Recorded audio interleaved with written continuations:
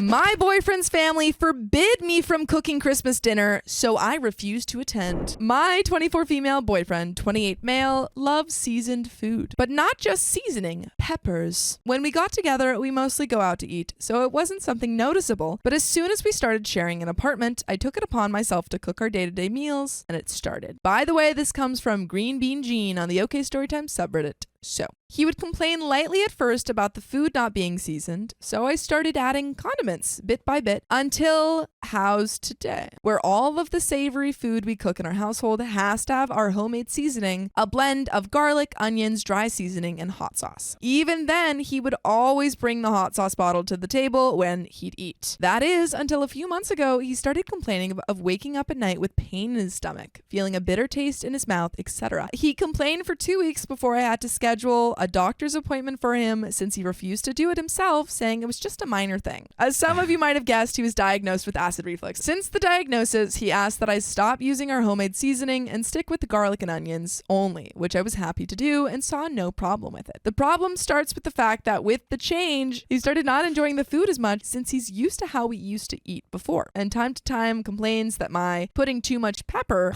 in our meals was what caused his acid reflux. Wait, okay. In the beginning, he's like, this food tastes like booty. You need to spice it up. She spices it up. He happens to get acid reflux, and he's like, I can't believe you spiced the food up. Why would you do that? How dare you spice it up? You're so mean. And then OP was like, okay, I'll take it away. And he was like, this tastes disgusting. This is awful. I would always deny and reason with him that he was the one who asked for that amount of pepper. But since my argument wouldn't change his decision, I just stopped answering altogether when he complains about it these days. That's when the dinner part of the story comes. My boyfriend's family is big, with lots of aunts and uncles and married children with grandkids, which causes festivities to be a hard time to get people together since they want to also participate in the in-laws celebration. Their solution to this problem is to create a new date, an early Christmas that happens at the end of November, so everyone gets to participate. Boyfriend and I have been dating for almost a year, but since we were still getting to know each other when the last dinner happened, this is the first one I'll be participating in. Boyfriend's mom is always the one cooking, but since my boyfriend loved and bragged about my cooking so much to his family when he visited during the year, she asked if I would like to help her with the process, which I gladly agreed to and was so very happy. So he bragged to his family. Yeah, but he's was like, complaining and so criticizing her in good. person. But then he's like, you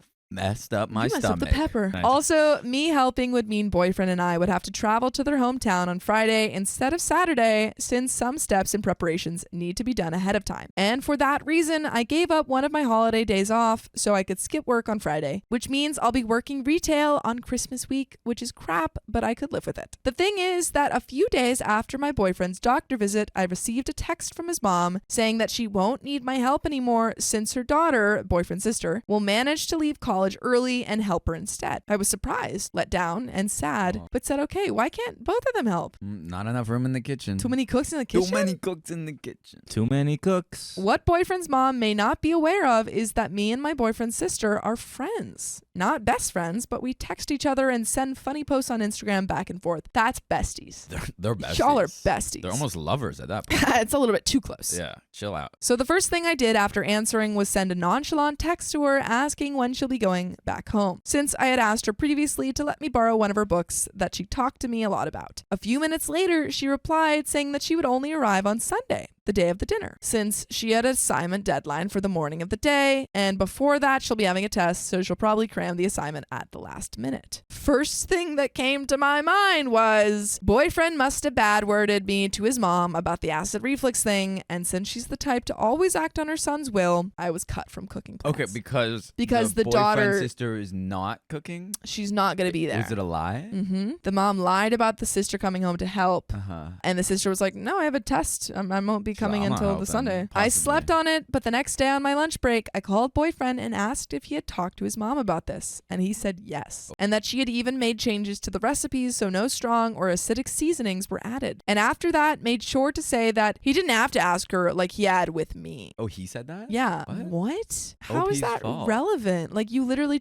you went to the doctor, found out that you had acid reflux, told her what you had to change in your diet, and she did. This is where I may have become the a-hole. Since in the height of my emotions, I told him that since he was so upset with my actions, I wouldn't attend the dinner altogether, and he could enjoy his mommy's food without my presence. Go enjoy your mommy's food without me. Not the best look. I ended the call then, so I didn't get to hear his response, but when I got home, he simply acted normalish. But I can sense he's giving me the silent treatment a bit since he only talks to me when he needs something. That night, I got a call from his mother. And she asked me why I won't be attending, and that it was a shame I was refusing to go because of such a small thing. This is so messy already. It's like, oh my God, he's just going and blabbing to his mom about everything. That's not even set in stone. Yeah, this didn't need, like, he's in an argument with Yeah. her. She hung up the phone. Yeah. It's not like anything set. No. Like you're saying. And he goes and blabs to his mom. I told her I'd consider going, but a few days have I passed. didn't like any of that. Why not, Kian?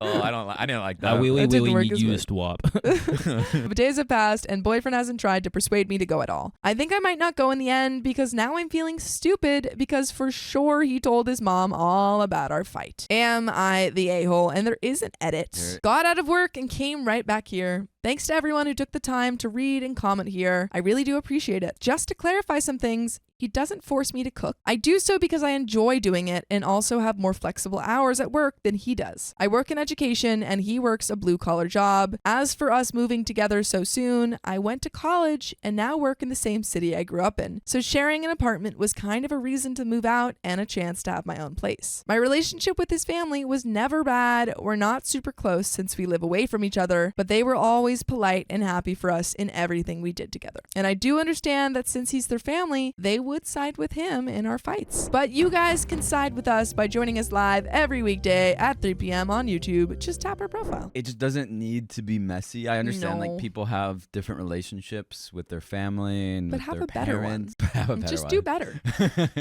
But especially with conflict that isn't settled, Mhm. like it's not something you share. If to me it just feels like No. private, especially Yeah. if it's like in the midst of it. Yeah. And then if you're sharing it with your family and it hasn't been settled, your family's going to view your partner in a certain light. Exactly. And And especially why if would it you want involves them to? them. And then it's just going to add, Yeah. going to add messiness to it. Yeah. Still, at the same time, I am reconsidering being together long term if this What? is how all our fights are going to be. Me defending myself while he tattletales to his family. I don't know if it's breakup worthy, or at least I'd like to try to save it by having a sit down and talking about these things that are bothering me. I did text his sister about it, not outright telling her how rude it all is, but saying I was upset that I got pushed out of dinner cooking because of boyfriend. Their mom called me and then sent a text, since I couldn't pick up, saying that the reason for backing out of the invite wasn't boyfriend and instead because she didn't want to pressure/trouble me, which you already know that's not true because the boyfriend admitted, which I made sure Yeah. to tell her when I accepted that me doing it wasn't any of those things. I texted him about sitting down to talk today. He didn't answer yet, and everyone's saying about a year, I think. I know I'm being stupid for fighting for this so much, but I think if we're able to solve this, maybe we could improve the relationship bit by bit. And I don't want to lose hope yet. A friend from work listened to me vent and said she has a couch if I ever need it. That is an option too, but one I'm not ready to take. And that is the end of that story. Of course it makes sense. Why Yeah, well, Opie is it seems, upset. yeah. It's like you want your partner's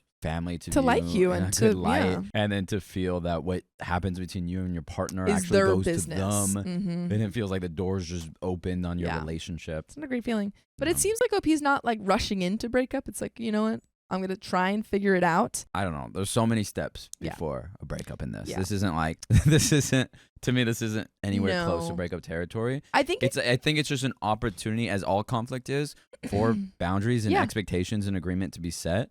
and if he something- continues to break it, then it's Yeah. But something like, hey, it makes me really uncomfortable when you share our conflict with your Mhm. family. And then this is what I'm comfortable with. Like, can we make agreement, like explicit Yes. agreements about that? Mhm. So that moving forward, she doesn't have to like worry if this is always going to be the case. And he could also Agreed. be like, no, yeah, and I'm then going to that's- tell them. And then it's you hightail it out of there. But that is the end of that story. My greedy friend is ruining our dinners. She's single-handedly draining our budget. Drain your life from your body. Our group, all in our early 20s, would take turns hosting a dinner every Wednesday night to stay close. Some of us had jobs, some in college, and some, like me, both worked and were still taking classes. So none of us were rolling in money. The younger sister of my bestie started hanging out with us when she turned 21. Let's call her Anna. And by the way, this comes from user Miss Zen09 on the r/OK Storytime subreddit. So, Anna alone ate the equivalent of the other 6 people present. Crazy. This became an issue. Really? We started passing food from one person in front of her just so everyone would get a plate. I tend to make extra food for leftovers on purpose. These are planned lunches and quick freezer meals to avoid wasting money on fast food. Since ways to save money were frequent topics of conversation, the entire group was aware of this. Most of them did the same. Smart.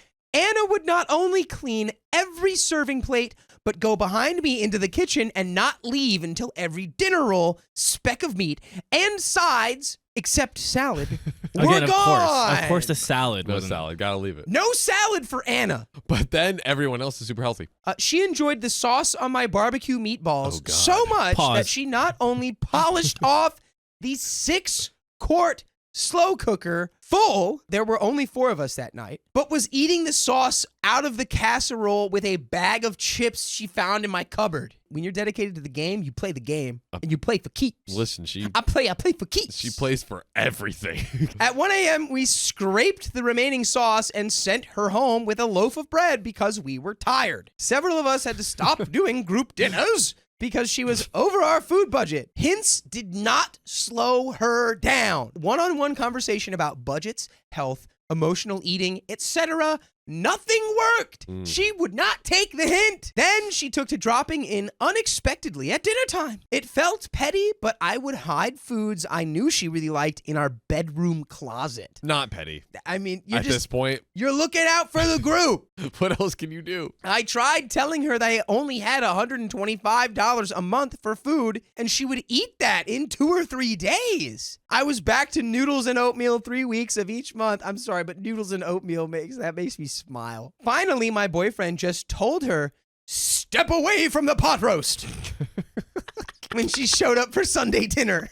As mortified as Anna and I both were, that delivery still makes me die laughing. That roast was a splurge for us and was our dinner plus sandwiches for work for the next couple of days. He was looking forward to it and tired of me trying to be a good hostess. Anna blew up at me for being rude and not defending her. Girl, come on. You literally eat her food so she has to eat noodles and oatmeal. You're putting her on noodles and oatmeal for 21 Dude. days out of the month, dude. God. I just looked at her and said I was sorry, but she needed to be better about sharing and let others eat too. So that night, I lost Anna and her sister from my friend group. They felt I should dump my boyfriend and apologize. Part of me wishes I had stayed with the group. The other part feels good friends don't put you in debt because they don't want to buy their own groceries. Anna had more money than I did. Oh my God. She had a good job that paid her college, and grandparents bought her a small house for graduation. She was the baby golden child all in one. No, it was not in her wheelhouse. Then the kicker. When my boyfriend and I broke up,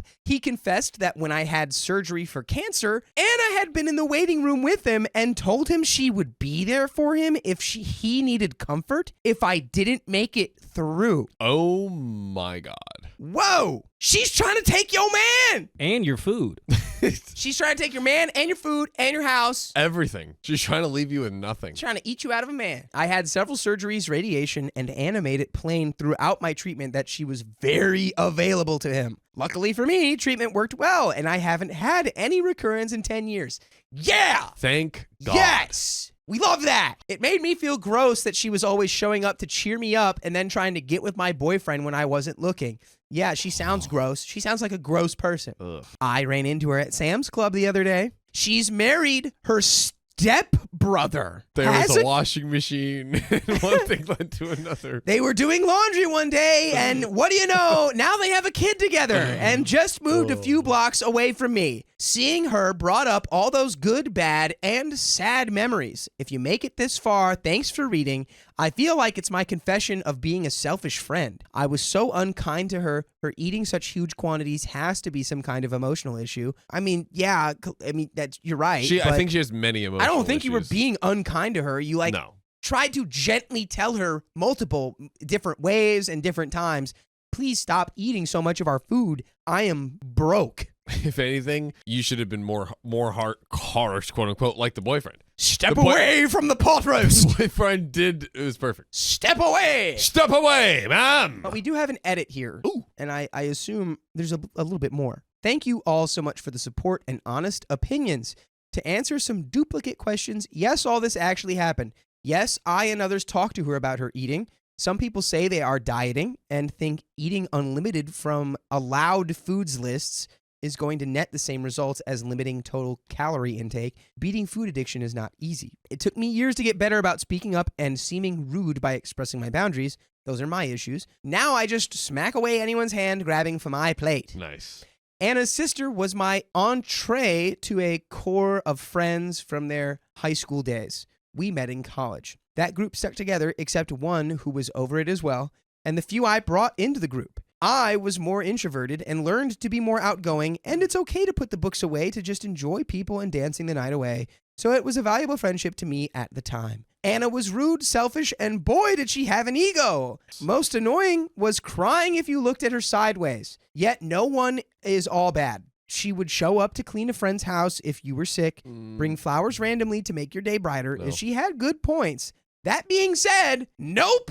Not bringing her back, and she knows that it is not an option to. Thank God. But it is always an option for you to join us live on YouTube every weekday at 3 p.m. PST. Just tap our profile. So, boys, what would we do? Dude. Are we taking Anna back into the fold after she tried to steal our man while we were She already going stole through our cancer food. treatments? You know those things that like grow at the bottom of our legs? Our feet? Our feet?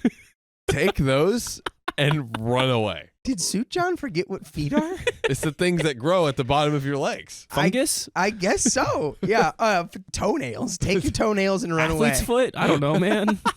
I got fungus. Dude, we gotta get as far away as possible. We gotta treat Anna like foot fungus and run away. Anna was definitely a foot fungus kind of person. Whew. I mean, it's just weird crying when somebody looked at you sideways. Like someone looks at you like this, and what? Now you just start violently crying? There's so many stories where like, oh, they were a great person, except this one tiny little thing, and that thing is like the worst thing you've ever heard, and then everything else is also terrible about them. So I'm like, no. Just you're out of my life. You took my food when I literally could not afford to eat Noodles and oatmeal for 3 weeks. Noodles and Bye. oatmeal 3 weeks? Bye. As someone who Consider loves food, if someone, I'm not gonna lie, my sister used to do this a lot, and she kind of still does it. She'll take my food, and I'm like, or my dad, and they're like, who ate my food? Like when we were all together, like who ate my food? And they're like, they did it, and I'm like, okay, it's very frustrating. It pisses me off. I don't get very mad easily, but when it comes to eating my food that has my name on it and you eat my food, I can't wait to eat your food, Keon. I'm going to eat so much of it now. We should eat his food. And I know how much that bothers you. Oh, I'm going to bother you so much, Keon, because I love you. Okay, let's finish this story. Let's do it. After that great advice. When I saw her at Sam's, I was shopping with my ex. We remain great friends and split our shopping to save money. Interesting. Her face and a few remarks were all I needed to hear. I believe his account. Only thing I feel guilty for was that last blow up. Yes, I lamau when he defended his dinner. My ex is a second-generation Italian American. Sharing food is one thing. Giving it all is a no. Mm-hmm. A man's gotta eat. Oh yeah. It needed to be stopped, maybe not so harshly. I have overweight people in my life whom I love dearly. Let's not fat shame. I would never shame her for being fat. No. You know what I would shame her for? Trying to take your boyfriend while you had cancer. But you're trying to shame people who try to take other girls' boyfriends when they have cancer. Shame. 100%. How dare you? No. How dare you, sir? How dare I? Suit John. Suit John would How defend that dare you? behavior. Not go harder. How dare I? Right. Not hit her more. Yes. OP's such a sweetie being like, I feel like that was too harsh. She tried to take your man while you were in the hospital with cancer. Truly deserves the sun. Like what? Truly deserves the sun. I don't feel sorry for this Anna at all. No, Not at all. I think 0%. that from that behavior, it's Ort Cloud, dude. It's Ort Cloud. Let's like, go. Let's I go want Ort you Cloud. to suffer the endless nightmare of deep space. food is my love language. You leaving me with no food tells me you don't care about me. Boom. Big facts. There you So go. you don't care about me, Dakota? That's fine. Talk to you. I didn't say I would leave you with no food. I'm just going to eat some of it. I told my sister to stop bringing questionable dishes to Thanksgiving. Now our family thinks I'm a control freak. Just bring turkey. Every year, our family does a big Thanksgiving dinner, and we all typically bring a dish or two. My sister, who's a lovely person in every other way, insists on cooking something homemade every time. The issue? She's not a great cook. Ah. And I don't mean just not great, quote unquote. I mean, she has somehow managed to turn classic dishes into borderline inedible creations. By the way, this comes from Society Tiny 784 on the r/OK Storytime subreddit. So for context on that, last Thanksgiving, she showed up with her special recipe stuffing that was seasoned with random spices like cinnamon and cardamom. It was dry and the flavors were confusing and totally off for stuffing. Only one person took a small bite and the rest went untouched. Another year, she brought a green bean casserole that had some kind of strange, chewy texture. She later admitted that she used coconut milk and almond flour to experiment, quote unquote. No one wanted seconds of that one either. This year, I'm hosting Thanksgiving. Since I'm responsible for putting it together, I wanted to keep the menu consistent so that people could actually enjoy a cohesive meal. I thought I'd avoid drama by asking her to bring non-food items instead. Smart, like wine, soda, or maybe even some flowers. I explained to her, very kindly I thought, that I just wanted to make things easy and streamlined and I'd handle the main dishes, but she didn't take it well. She got offended and told me that I was being quote unquote controlling and quote unquote shutting her out of the family gathering, slamming the door in her face, metaphorically. She then accused me of making her feel inadequate and said that Thanksgiving is about everyone contributing, not me deciding what's acceptable. I told her that everyone appreciates her effort, but that she could contribute in another way and still be part of it. She doubled down and she's bringing her famous green bean casserole, whether I like it or not. Oh, she knows. She knows. Dude. Now, my mom and a couple other family members have chimed in saying that I should just let her bring whatever she wants because it's Thanksgiving and it's the thought that counts. They're acting like I'm committing some huge offense by wanting the food to be enjoyable for everyone and not have random experimental dishes that no one will eat. But I feel like I'm just trying to keep the meal enjoyable and frankly edible. I don't think it's wrong to want guests to actually enjoy the food, especially since I'm putting in a lot of the effort to host it. Am I being unreasonable here? And am I the a-hole? We have relevant comments. We have a lot more to the story. If she was one of my sisters, cooking is a huge thing. If someone says they don't like your dish, you're basically slapping them in the face. Yeah. Let everyone know what she brought. Hey, this is sister's thing. Crystal Queen 3000 says, you're the a-hole. It's one dish that everyone knows is bad and won't eat. Why is that a big deal? Opie says, I get where you're coming from, but it's just not one dish. It's every year. And every year she brings multiple dishes with strange combinations that no one eats. It ends up feeling awkward because she keeps pushing people to try her food. And you're stuck pretending it's not that bad or trying to avoid it altogether. It also feels like a waste of time, effort, and money, especially since it's supposed to be a big family meal where we enjoy the food together. I just want people to actually look forward to the meal, not feel obligated to pretend they're enjoying her experiments. I didn't think it'd be a big deal to ask her to bring something else. It's not like I'm uninviting her, but maybe I could have handled it differently. Choice Second 5587 says, I'm super curious what other things she's made. If you're willing to expound on a few more, I want to know how bad we're talking here. Opie says, oh, buckle up because there's a list. Oh, yes. There's a list. Yes. Here are some highlights from the past family gatherings, okay? Thanksgiving 2019, she made a spicy cranberry sauce that had whole chunks of jalapenos in it. Stop. She insisted it was elevating the flavor profile, quote unquote. Sweet and spicy. Yeah, right? It ended up making people's mouths burn while eating turkey. We tried to pair it with the other stuff on the plate, but it was a no-go. Christmas 2020, she brought a fusion mac and cheese with wasabi and horseradish mixed in. Oh. Let's just say it was a very unexpected flavor to experience in a traditionally creamy, comforting dish. There were some coughs and watery eyes at the table that night. Easter 2021, she made a carrot salad that had carrots, raisins, and sardines. She claimed it was based on some Mediterranean recipe, but I'm pretty sure no Mediterranean grandma would approve. On to last Thanksgiving. This was the infamous cinnamon cardamom stuffing. She wanted it to be warm and aromatic, but it ended up tasting like a holiday candle. Oh. The texture was also super dry, and even though she noticed no one touched it, she blamed it on us for not appreciating new flavors. Family barbecue this past summer. She did a barbecue tofu thing that had an odd vinegar peanut butter sauce. I don't know what cuisine inspired that, but it didn't belong anywhere near a grill. People tried to be polite, but most of it ended up going home with her. So yeah, this isn't just me being picky. She's made some real adventures, quote unquote, out of classic dishes, and I'm genuinely nervous for what she's planning with this whole Thanksgiving trio experience. Trio? Natural Wars 1261 says, let her bring it. Maybe she's been practicing and it's good. If not, maybe she'll get the hint. OP,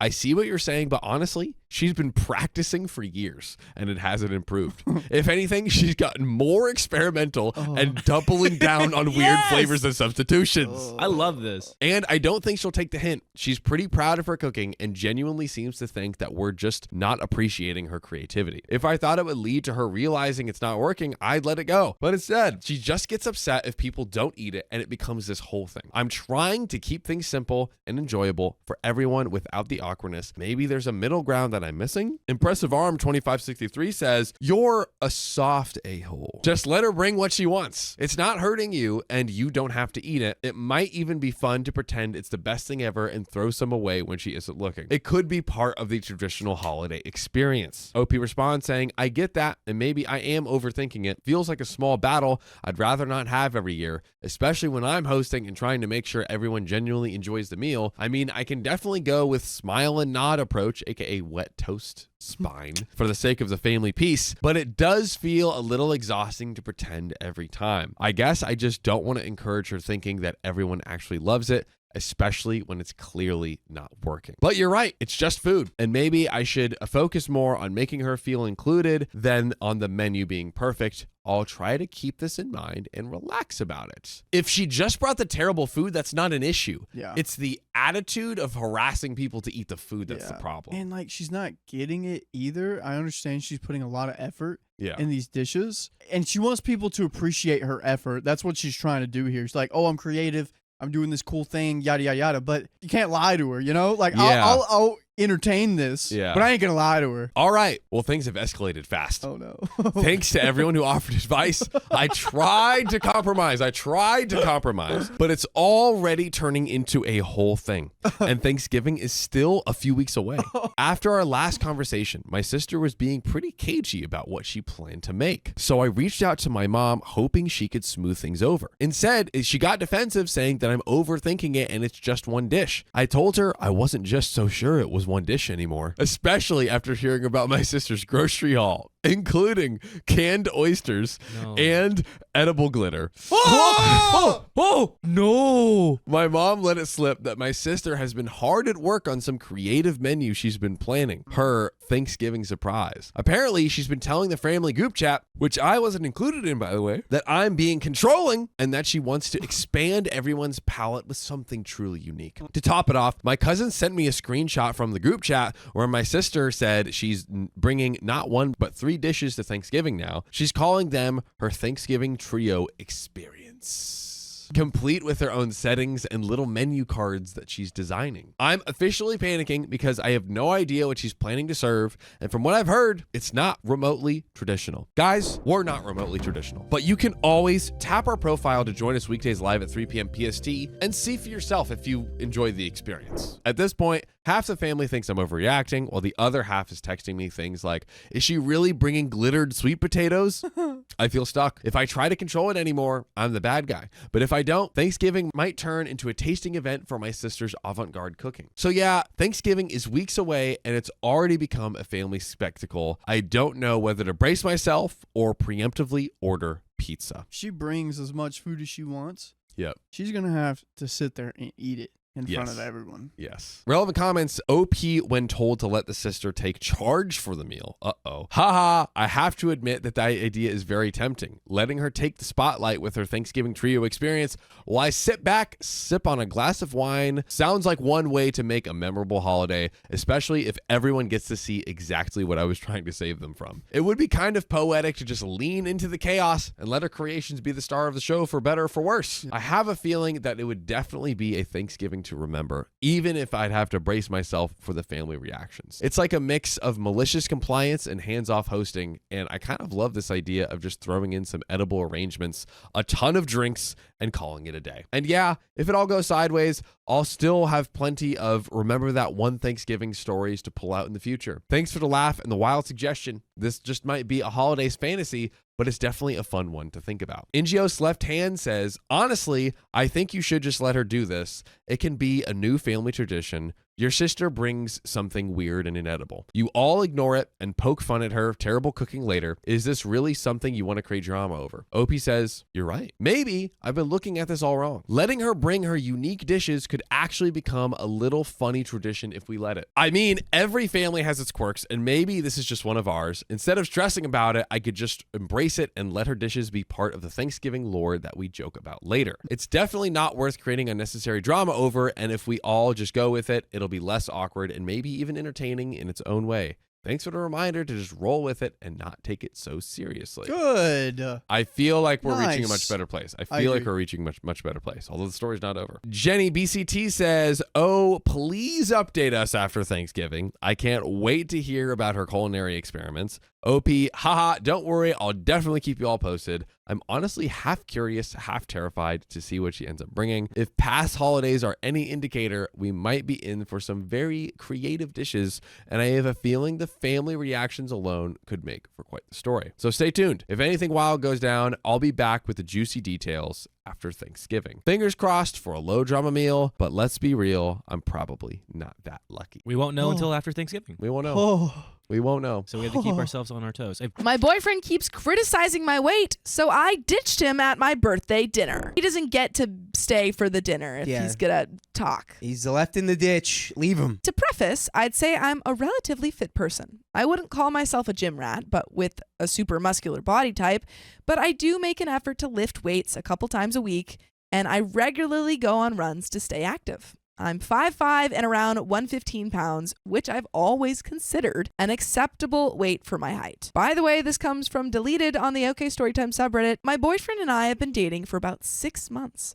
For a bit of context, we're both East Asian, but I was born and raised in Canada, so I guess I'm a bit more local or whitewashed. Well, he's an international student who came here a couple of years ago. We started dating through mutual friends, and he was the one who pursued me in the beginning. My primary language is English, but we communicate in Chinese since that's what he's comfortable with. Thus, a lot of what I'm saying here is translated into English. I want to believe he's supportive of me, and for the most part, he is. He really has been an amazing boyfriend and does all the right things, but there have been some things he's said or done that I'm honestly confused about. For example, he's never directly criticized my body, but he's made some comments that have thrown me off. That's not a good start. He's never outright said that he hates my body, Yeah. but, you know, he makes some jokes about it. I'm slowly raising the red flag in my hand. Yeah, it's not sounding great. Yeah. A while back, he told me I have a lot of meat on me than other girls back in his home country. Which, hey, and that could be a compliment. All right? I hope that didn't get lost in translation. He's like, you got a lot of meat on you. You got a lot of meat on your bones. Okay. I honestly had no idea how to take that. I don't know how I would respond to that. Because is he from China? Mhm. So, like, I guess mainland China, they're a little slimmer over there. I guess so. But hey, maybe he's like, I wish they got a little thicker over there. Yeah, is he saying, like, back in the compliment? homeland? I mean, I've never thought of myself as someone with a lot of meat. I have some muscle, sure, but I'm generally on the slim side. Even now, I'm still not sure if that was meant as a compliment or some kind of subtle critique. But then there's other times he's more direct about his opinions on small things like what I eat. If we're out at a restaurant, he'll make little comments like, maybe you shouldn't order that, or let's split this. Ooh, not I hate feeling that. like it's a compliment anymore. It sounds like pretty much not a compliment. That freaking sucks. And he oftentimes tries to portion out my food for me and stops me from eating the entire meal. He's also lightly suggested that I should go on a diet a couple of times, which catches me off guard because I genuinely thought I was already eating pretty well. He's never enforced it directly, but expressed it as a soft piece of advice. I have always been very health conscious and already avoid lots of processed or otherwise unhealthy foods. I know I'm not alone in seeing these as red flags, but he always frames it like he's just looking out for me and my health. Yeah, shut up, That is nerd. so annoying. Shut up, dork. I've been in situations where people have given me unwanted advice about, my body, and I'm like, yeah, it's like the same. Yeah, just keep your mouth shut. If you have nothing nice to say, keep your mouth shut. Yeah, I mean, keep those lips zipped. Sometimes when I wear a tighter skirt, it leaves faint red marks that fade after a bit.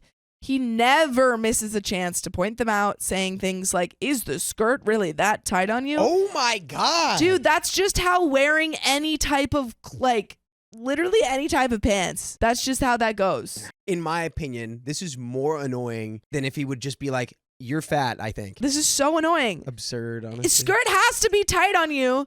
Otherwise, it would fall off. With a judgmental tone. I've always known that he values a person's looks, but we've stayed in a relationship for months and he was the one who pursued me.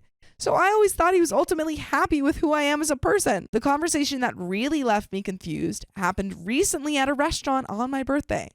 We had decided to go out to a fancy restaurant to celebrate my birthday one-on-one. It started when we were looking at the menu, and I was excited to order a steak I'd been craving. But as soon as I mentioned it, he immediately said, are you sure you want to get that? Maybe you should go for something lighter, like a salad. Maybe you should shut up. Maybe you should go into space. I brushed it off at first, thinking maybe he was just trying to be health conscious again, but he kept pushing, saying things like, you should be careful with what you eat, don't you think? This is also on her birthday. This is on her freaking birthday. This is the worst. This is the most annoying guy ever. It was frustrating, especially because I was looking forward to the steak, but he kept insisting I should choose something less heavy.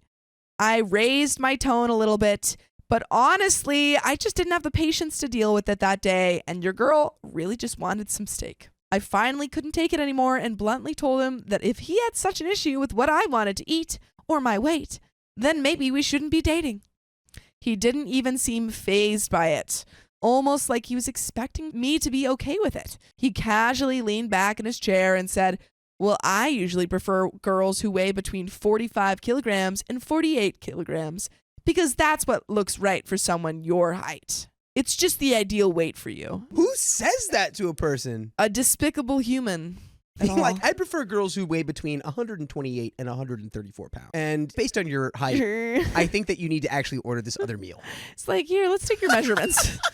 He said it so matter-of-factly, almost like he was giving me some kind of advice, as if it was completely normal for me to fall into those exact numbers. I was absolutely floored the way he said it. It was like my body wasn't even good enough the way it was. I didn't even know how to respond because I've always thought of myself as healthy. I work hard to stay fit, and I've even had people tell me I'm on the slimmer side. I mean, again, she's 5'5" at 115. Like, regardless of if she was not that, it doesn't matter. But, like, this is someone who is conventionally and, in the, societally seen as thin. Yeah, that is seems thin. To hear him casually lay out such a specific and insulting weight preference felt like a slap in the face. Why are you pursuing people that you don't fall in line with your preferences? Well, it's because he does that. He goes, I can fix them. Yeah, he's like, I will fix I them. am your trainer now. I'm going to make you underweight and anemic. It was like he was saying I wasn't attractive or worthy of his attraction unless I dropped down to a weight that was basically below what's considered healthy for my height. I was so shocked, I just couldn't wrap my mind around how cold and critical he was being. I also struggled a lot with an eating disorder in my teens, so hearing this just completely threw me off the rails and I felt devastated. At that point, I couldn't hold it in anymore. I was so hurt and frustrated. I told him, if I'm not your ideal girl, then maybe you shouldn't date me. If I'm too heavy for you, maybe we should just break up. I was so upset, and honestly, I didn't know what else to say. It felt like I was being treated like I wasn't good enough the way I was. When I asked him why he'd be dating me then, if he preferred girls with that specific body type, he just shrugged and said, because you're a pretty girl. But then he added, almost as an afterthought, that I was still a little too chubby for my liking. Wow. This guy is so horrible. He treats his girls like they're like rocks that he finds on the street. He's like, could be That's a pretty rock. So I picked you up and I put you in my pocket. But you could still be prettier. You could be a prettier nice rock. You're not the prettiest rock I've ever found. I'll have to put you in one of those rock tumblers. It was like a punch in the gut. I've never thought of myself as chubby before, and hearing it from someone I care about just made it worse. Then, to top it off, he asked if I'd ever considered losing a couple of pounds. Yeah, she's considering losing probably 160 pounds, just dropping those off. Just down to 0? Yeah. Because she's going to get rid of her boyfriend. Oh, yes. I told him how his comments were making me feel awful about myself and how I couldn't believe he was judging me like this. I stood up, grabbed my things, and walked out of the restaurant. By the way, you can walk into our lives every weekday at 3 p.m. PST on YouTube. Just tap our profile. That's right. We don't want you walking out. We want you walking in. Since then, he's been blowing up my phone with messages and calls, apologizing. But honestly, I'm still so angry and hurt. Oh, but that's got to be so satisfying, though. Yeah, it's like, he's begging you. Freaking loser. Mm-hmm. Just this pathetic loser being like, I didn't mean it. I realized I shouldn't have said that out loud. I realized my ideal type is actually 55 to 58. He says that I'm overreacting and that he's trying to make me the best version of myself. I don't know if he genuinely understands why his words were so damaging or if he's just trying to avoid confrontation. I'm really unsure about where we stand right now. Should I have been more patient with him? Are his standards normal? No. Do all guys think this way? No. Or is it just him? He's really been an amazing boyfriend apart from this, and I don't know if I'm overreacting or if this is something that is worth breaking up over. It is absolutely worth breaking up over. And that is the end of that story. Your partner should not make you feel bad about your body. They should be making you feel good about your body. They should be like, you're freaking hot. You're a freaking hot mama. Yeah, it's true. And it's really easy to do that, I would think. It's really easy to just tell someone, damn, you're hot today. You are hot. Like the ultimate the crazy reach devil's advocate I could play right now is that if every other aspect of your relationship with this guy was absolutely perfect, sterling in every way, and you could address and fix this behavior, then maybe it's worth salvaging. But honestly, no. Just leave him. Yeah, there's a better guy. He's not even comprehending that what he's saying is hurtful. Yeah. He's just like, oh, well, no, it's for your own benefit. No.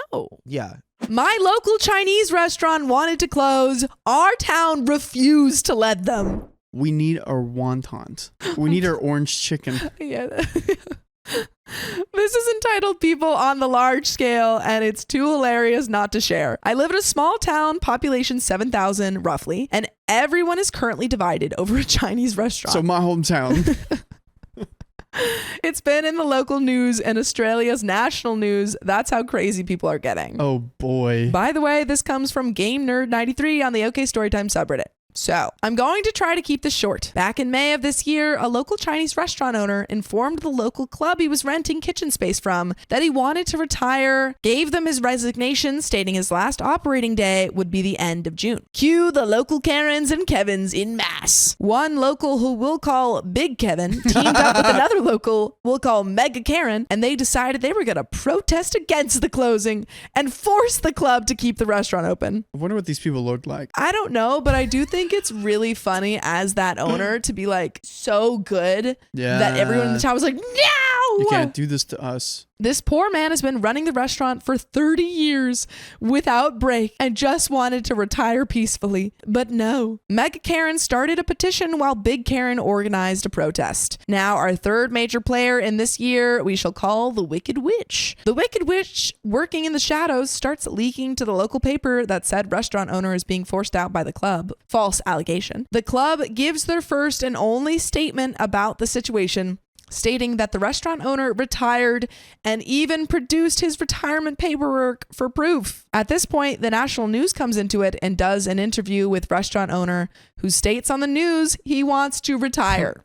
Let the guy retire. He's like, guys, I'm coming here on the news to say I just want to rest, please. Yeah. You would think that would be the end of it.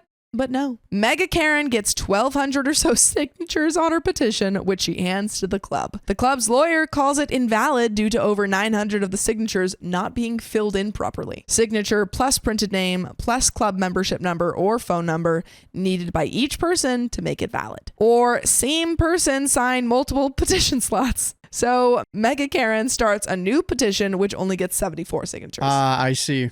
Damn.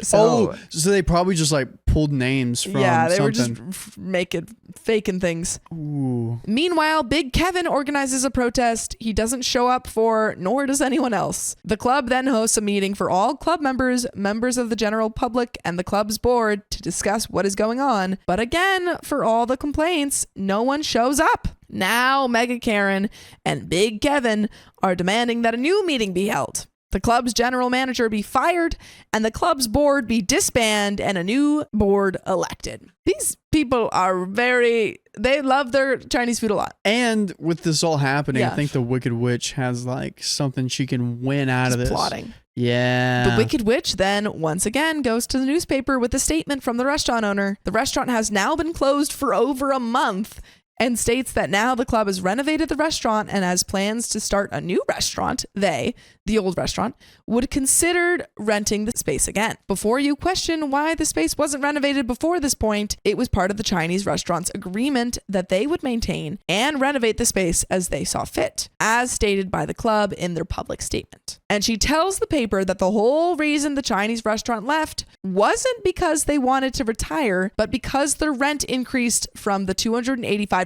a week they have paid for 28 years to $385 a week last year, and then $485 a week this year for restaurant space, when other local restaurants are paying $2,500 a week plus for the same or smaller places. So Big Kevin, Mega Karen, and a ton of other locals were all shocked at the cost of rent, which they are now all saying should have been kept at the $285 to encourage the restaurant to stay, even though it meant likely closing the club since they were struggling to afford running costs.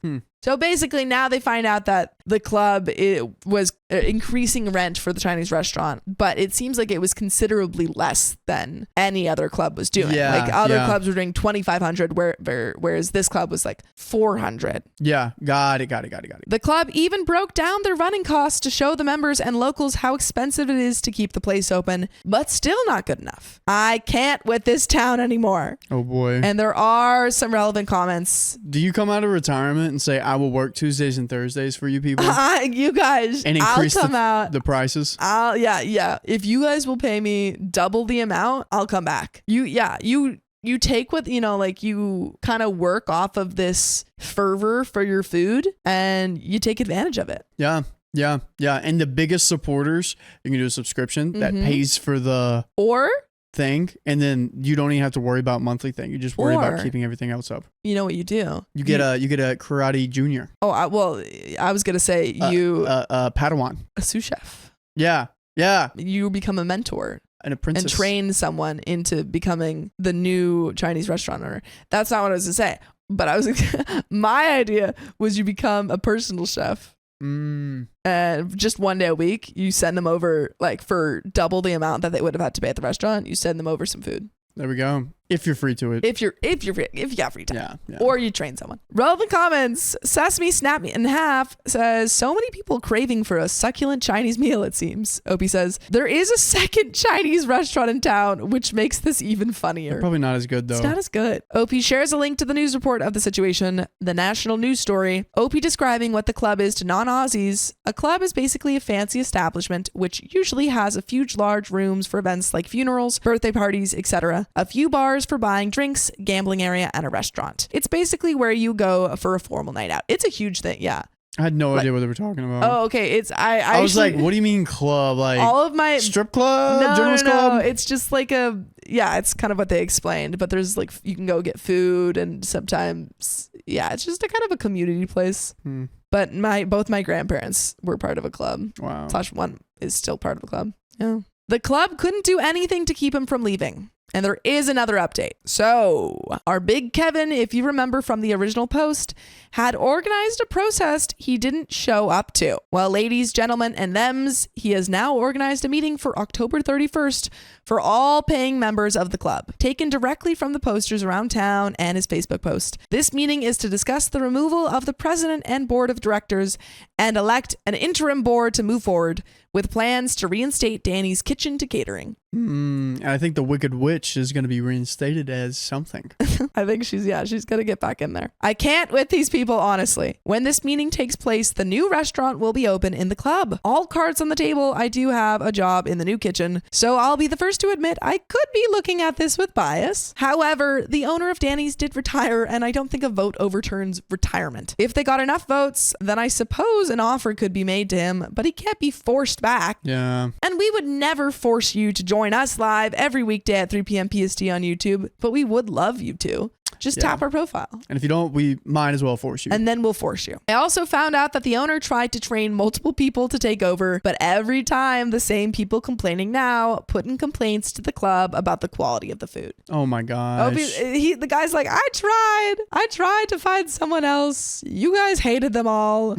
So I'm just going in retirement. No way to please these people, honestly. The club's general manager is hoping that once the new restaurant opens, people will enjoy the food and move on from Danny's. But for now, I will update you again either on the night of the 31st or on the 1st of November of what happens with this meeting. And that is the end of that story. My girlfriend was cursing in front of the kids at dinner. Now she thinks everyone hates her. What the F? I, 37 male, told my girlfriend, 34 female, why my family was giving her bad looks, and now I'm on week 2 of drama because of it. Is this salvageable? I'm having a hard time right now because my girlfriend, whom I love, has decided that my whole family hates her, and I'm also against her because of what happened when my brother and his family visited. By the way, this comes from GirlDad4 on the r/OK Storytime subreddit. So for a little backstory, we have been dating for a little over a year. I'm a solo parent, mother is deceased, of 2 amazing little girls, 6 and almost 9. She has 3 great kids, 15 female, 14 male, and 9 female. Okay. My brother also has 3 kids, combined 8, and comes to visit about once or twice a year for 4 to 5 days. My mom lives very close to me and I see her almost daily. She helps me with so many things and has really been my rock through difficult times,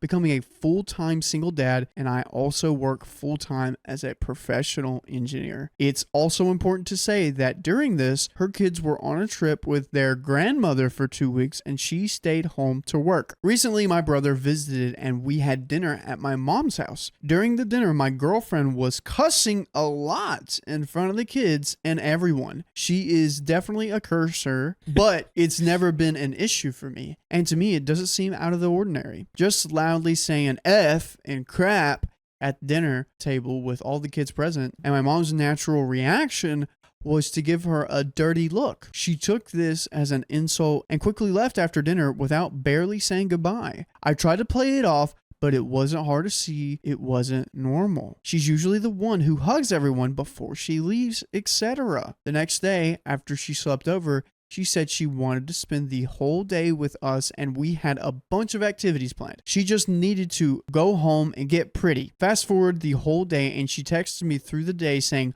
I'll be there soon, but we didn't see her until about 4 o'clock. It was a little awkward for me as I told everyone she was coming in the morning. After my brother left, we talked about it and I told her I didn't like her saying something and not following through. I would have been fine just for her to spend the day doing whatever she wanted and meeting up for dinner, or not at all. I just really dislike it when I'm told one thing and she does another. Agreed. I expressed that to her and it's so begun. She said I compare her to my ex, reason why I'm sensitive to the I'll see you soon thing. And my mom was comparing her to my ex, and I was being unreasonable for wanting her there every second, in air quotes. I do want her there, but also understand sometimes first introductions are better little by little, and she was high anxiety, so it's all good. I told her exactly that before and after, but I stuck to not wanting to be strong along. Next, she said my mom was giving her a bunch of dirty looks. So I told her likely why, because she was dropping F-bombs at the table. Well, I might as well have said that everyone I know and myself hate her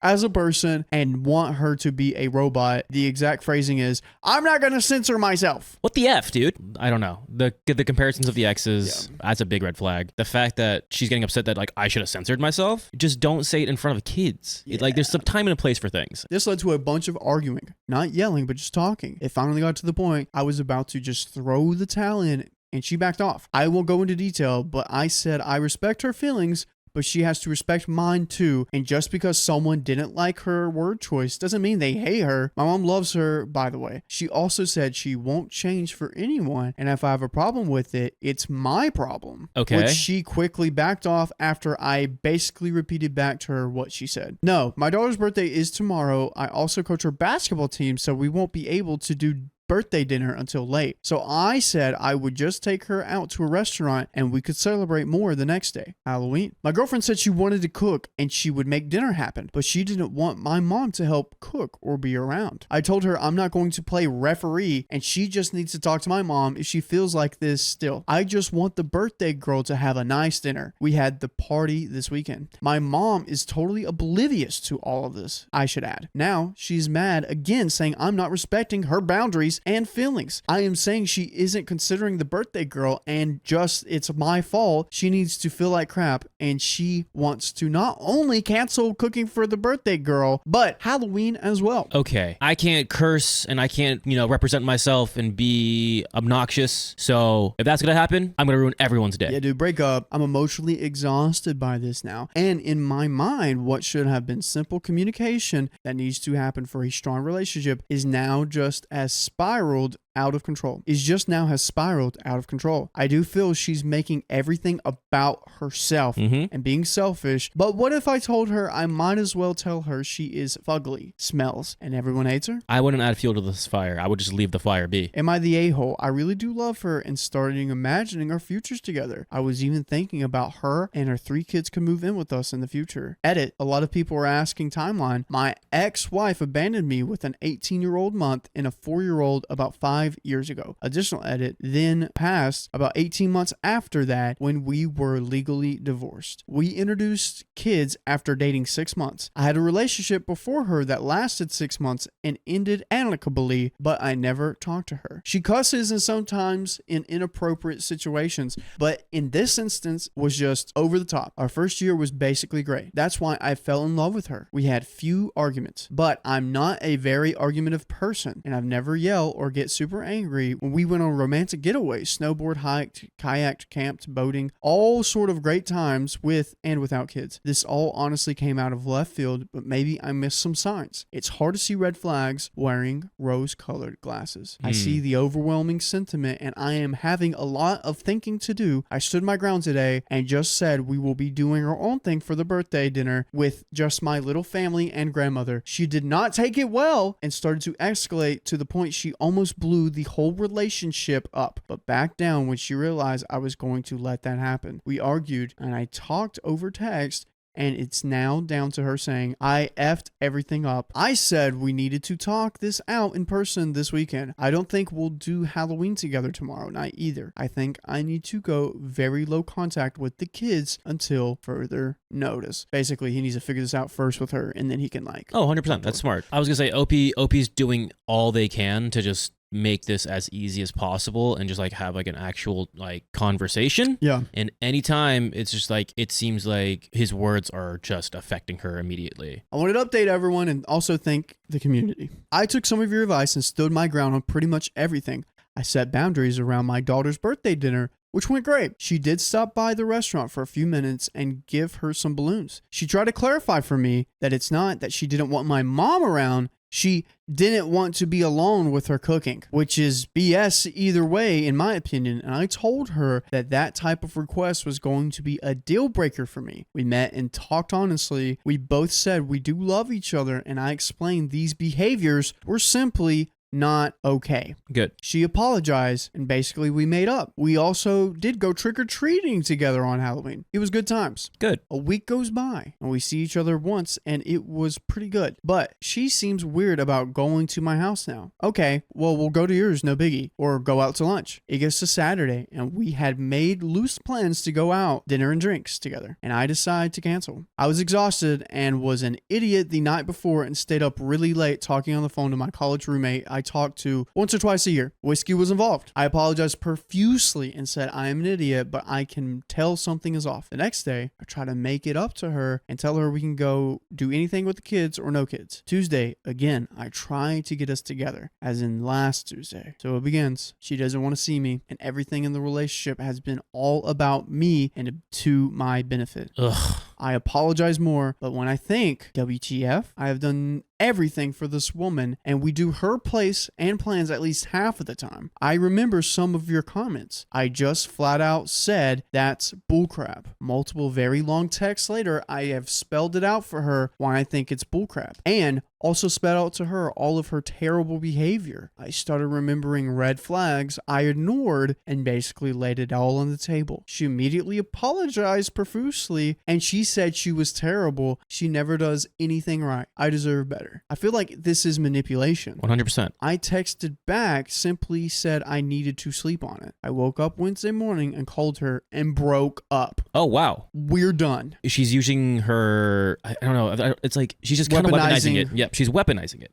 And she's trying to make you like just stay and, you know, make you feel worse. I don't know. I sent another long message about all my reasons as well. She says she's heartbroken, apologizes, reality sets in, I am done. That's pretty much it. I'm pretty much sad about it. First year was amazing. I really thought I found the one. Time to pick up the pieces and apologize to my daughters for picking the wrong one. I will keep in touch with her kids if they want. They are great kids. Her son does a bunch of yard work for me, and her oldest daughter is a great babysitter. I pay them both pretty good when they do too. Probably done dating for a while. Time to focus on myself and our little family. Edit, I see a lot of people really dragging my now ex. Her drama was too much for me for sure, but to call her some sort of mental case with a hidden agenda to control me is a bit much. I have lived through someone who had a legit personality disorder, and this was not it. She's just anxious and insecure, and that brings out the drama. What she was doing was manipulative, but I honestly think it was not coming from a place of malice. She just needs to maybe go to some therapy and deal with her unresolved past emotions. Agreed. She learned these behaviors were okay from someone else, and it's okay for you to join us live every weekday at 3 p.m. PST. Just tap our profile. Good on OP. He understands the situation and he knows what's best for him and his family, but he also was like, listen, I appreciate the kids, and pretty straightforward. It's like a simple, clean breakup, and he's also like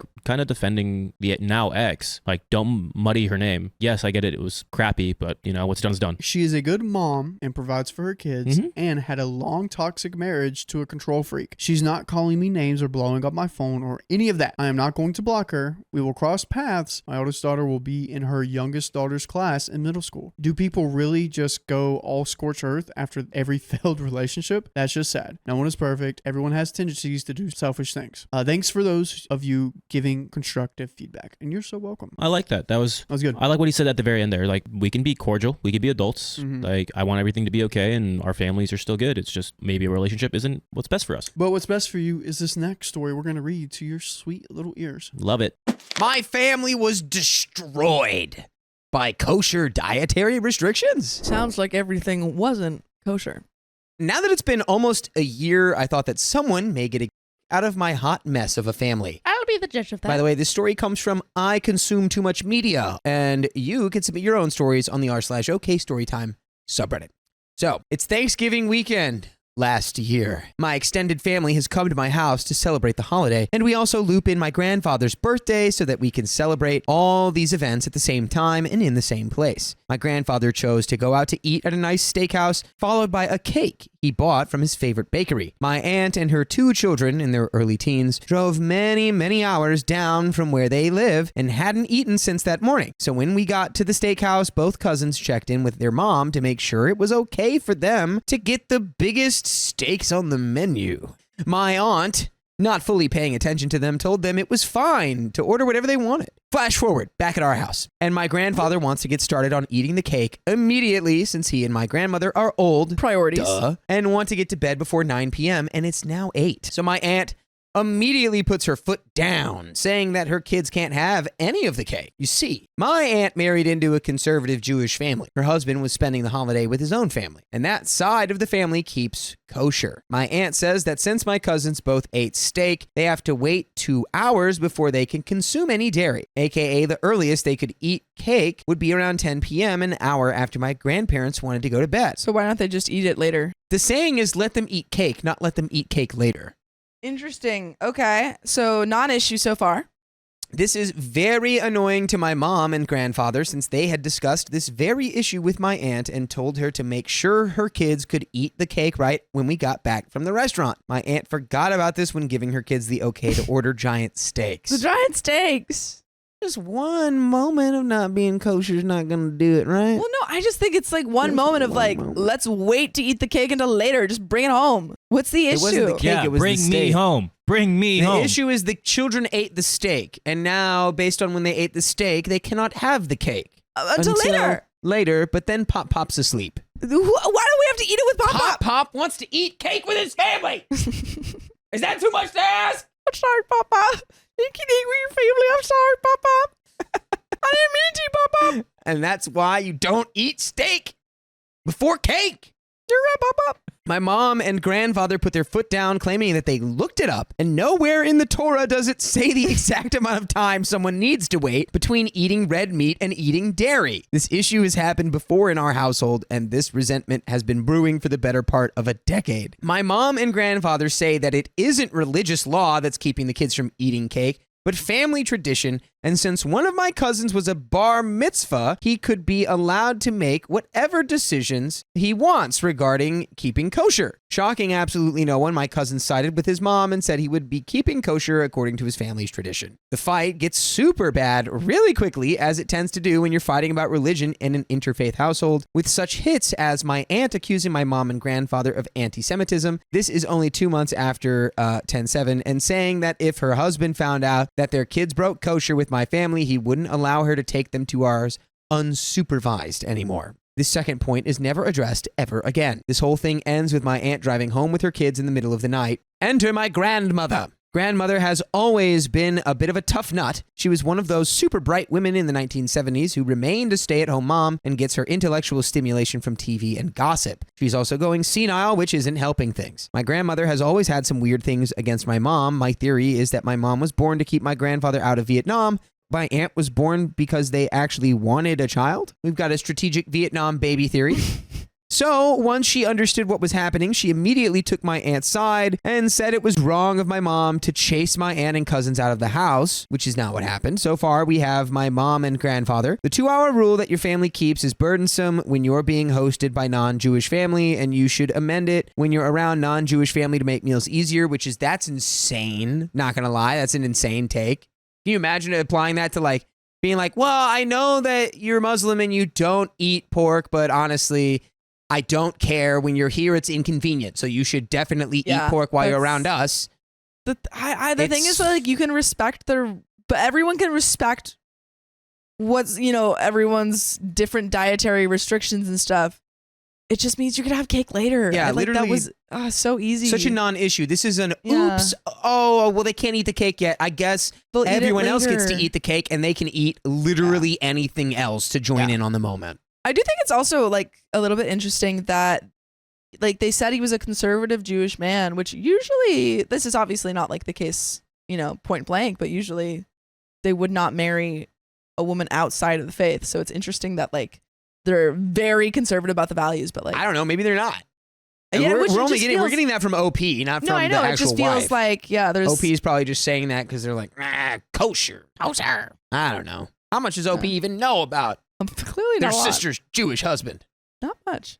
My aunt says you guys are being anti-Semitic for expecting my family to change our rules around keeping kosher. My grandmother says you shouldn't have pushed your sister and her children out of your house. Now we're at Christmas. My mom and aunt have both been reaching out to everyone they know to get support and validation for their own side. My aunt writes a giant email to my mom and grandfather about how they're so hypocritical for wanting them to change their religious practices, etc. My mom didn't respond. My grandfather at some point begins disaffiliating with with my mom and starts trying to mend the burnt bridges between his two daughters. I find this a little ridiculous since my grandfather was the one to actually escalate the fight in the first place, and my mom just took his side. Now he's backing out, but my mom is maintaining their original position. My grandmother is still wholeheartedly taking my aunt's side and going for really low blows. My mom got my grandmother a bunch of things for Christmas, and grandmother said she hated all of them to my mom's face as she was opening the presents. What a Georgia peach grandma is. Gem.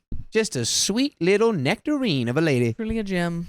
My grandmother also stayed with my mom and dad for a period of 5-ish weeks and would call my aunt every day, complaining about how awful my mom was to her. My mom treated her fine, and claiming that my mom was refusing to feed her. My grandmother had full access to our kitchen, but was getting so batty that she would forget or refuse to feed herself and then blame my mom, which my aunt took at face value. So now we have these two sides. My mom, the 2-hour rule that your family keeps is burdensome when you're being hosted by non-Jewish family, and you should amend it when you're around non-Jewish family to make meals easier. Also, I'm not doing elder. I don't know. I disagree. Which, I don't know. If you literally go into the Torah that they're basing this off of and then go, there is no time limit. Yeah, but that is specifically stated. That's one thing, but then also if there is no specific time limit and then they go, yeah, our time limit is 2 hours, then the time limit's 2 hours. Exactly. It's like, let them eat carrots or something. Why are we, everyone needs to like just stop finding problems, find solutions. This is, I don't know. I am kind of like I think the OP sister is being a little bit like annoying, but also I don't think you can say like, you can't do it at here because it's hard. Like, they've been doing it for 10 years? Yeah, right. They've been doing it for 10 years and, so this you has still happened haven't. over and over again, probably. But it's Honestly, also probably been fine before. Yeah, like I think this is kind of, everyone sucks a little bit here. Yeah, everyone sucks a little bit. Yeah. They suck for just being like, well, just don't be kosher right now. Yeah, like, what and are then you they suck talking for being about? like, well, you're being anti-Semitic. And it's like, well, no, this is not I'm not doing this because you're Jewish. I'm doing this because you're being annoying to me. Yeah. My aunt says you guys are being anti-Semitic for expecting my family to change our rules around keeping kosher. Also, you're doing elder. My grandmother says you shouldn't have pushed your sister and her children out of your house. Also, I am now refusing to eat for some reason. My grandfather, you two should reconcile and our family should go back to the way things have been. It is now summer. My mom and her sister have not spoken for over 6 months, which I think is the longest they've ever gone not speaking. All communication between the families has been facilitated through my dad and uncle. By this point, my aunt and uncle have tried to reach out to my mom multiple times, apologizing for the fight and for storming out of Thanksgiving, but they refuse to budge on the 2-hour rule, so my mom is having none of it. Grandmother is still sticking steadfastly to her initial position. Jury's still out on whether she realized my aunt had changed her original position. My mom flirts with the idea of taking her sister and parents to family therapy, which I strongly encourage, but chickens out. Honestly, yeah, because you guys are having a fight over nothing. Yeah, this is literally this fight has something to do with something else entirely. It's gotta be. It's gotta be. Enter me, the child. My aunt writes my mom a letter, which my mom only gets partway through before having to stop because my aunt starts calling my mom anti-Semitic again, and my mom doesn't want to hear it. Wait, that's really funny if she's like, oh, here comes anti-Semitic. Since I am known as the most emotionally intelligent member of the family, and is the only character in the plot who has ever been to any real therapy, my mom asked me to read the letter and let her know if there are any points where my aunt has conceded that my mom was right. What a healthy thing to want to know. Just read this. Like, when was I right? Daughter, read this and tell me if I was right. Oh, man. Second sentence in, my aunt wrote that we've had our issues in family before. For example, when grandfather cheated on grandmother, cut the cameras. I had no idea there was any infidelity in our family. Did my grandparents have a good relationship? No. Should they have gotten divorced in the 1980s? Yeah. Do I blame them for raising their children in such a toxic environment that their daughters fight like lunatics? Also, yes. But never did I even think about the possibility that my grandparents had cheated on each other. Safe to say this tears my whole world apart a little. My grandfather is a complicated man, but I have always idolized him as the kind of person I would want to be when I grew up. He is charismatic and gregarious. He has a ton of friends well into old age and has been super successful in his career. My grandmother is also a complicated woman, but since my mid-teens, I had noticed the way she treated my mother and didn't approve of it. This revelation flips that whole paradigm for me. I freak out. My mom apologizes for giving me the letter, saying she forgot that was in there. And my parents explained to me that it happened before I was born or when I was really little. And since each of my grandparents refused to divorce the other, my mom and aunt decided not to tell their children since they didn't want us to be raised thinking adultery is something a relationship can just bounce back from. It's kind of smart. If you're going to keep a secret from any kid, it should be a secret like infidelity isn't a deal breaker. Yeah. You should not You don't be want to teach your kids that. Yeah. the foundation you build relationships when you start to teach your kids about things. Yeah. Yeah, so good call. I have been sworn to secrecy by my parents, so I can't talk to my siblings or cousins about this, which I have upheld. I wish I didn't know about it, so I wouldn't want to inflict it on someone else. Now we have these sides again. My mom, the 2-hour rule that your family keeps is burdensome when you're being hosted by non-Jewish family. You should amend it when blah, blah, blah, blah. My aunt, I'm sorry for storming out of Thanksgiving, but I will not be changing my religious practices. Fair. Literally fair. Very valid. My grandmother, you shouldn't have pushed your sister and her children out of your house, which again is not really what happened from the sounds of it. This is repeating it. From the sounds of it, we're just restating our positions. Okay. From this, no one was pushed out. They left on their own accord. So it's more like you pushed them out with your vibe. Your vibe pushed them out? Type scenario. But no one got kicked out. Fast forward to late summer. My aunt texts me and my siblings begging us to come to our cousin's B'net Mitzvah issue. Our family will be coming back from an international vacation 12 hours before the service. And also that's the day we have to move into college. So that's just not happening. Yeah, it's not going to work. Apparently, my aunt had sent our family save the dates and invites, which my mom had responded no to, knowing that the timing would have been really tight. My dad is the one who booked all the tickets for our vacation, and he frankly wasn't paying attention and didn't care about the dates in relation to my cousin's service. Everyone in our family is uneasy about not attending because we know this is basically the nail in the coffin for our relationship with that side of the family. I text my aunt letting her know that I won't be able to make it, not because of any specific issues, but because I will be 6+ hours off from the jet lag, and also I need to move into college that day. I wrote my cousin a card, and I believe I also sent him some money, and I promised to watch the live stream of the service online. My sibling is much more upset about this scheduling predicament since they are a lot closer to my cousins than I am. However, out of the clear effing blue, my mom says that's okay because she will be attending my cousin's bar mitzvah and that my sibling is welcome to join her. Their genius level plan was to respond no on the invite and then drive through the night to the state my aunt and cousins live in, attend the service to show support and drop off all our cards and gifts, then drive home on the same day and move my sibling into college. The logic is that they have the flexibility to not go if plans fall apart getting back from international traveling, but they can save face in front of my aunt by showing up last minute. I and my dad are convinced that this plan is doomed. On a day this important, nobody wants controversial surprise family to sneak in the back, right? I crap you not, their plan works. My aunt and uncle see my mom and sibling and immediately burst into tears, and they even get to sit in the front pews with all the other family members. My uncle's family, who are all conservative and Orthodox Jewish, are all very receptive to my mom and sibling, and everything seems pretty good. My mom and sibling also stayed for the little family-only brunch at my aunt's house, where my mom and aunt agreed that they should find some way to make their interfaith sisterhood work. To the extent of my knowledge, my mom and aunt weren't in contact after the bar mitzvah, and their relationship is on the road to recovery. Yes, good. Because like at the end of the day, the mom is being intolerant of her sister's beliefs. It's a little bit of less maybe like direct hatred for religion and more like we were raised one way and now you're doing something else and it's difficult. Yeah, this all just comes down to you know what? You just freaking suck sometimes, sister. Yeah, and I hate you. But it's like, Mom, you need to get over yourself and realize like not everything is about you.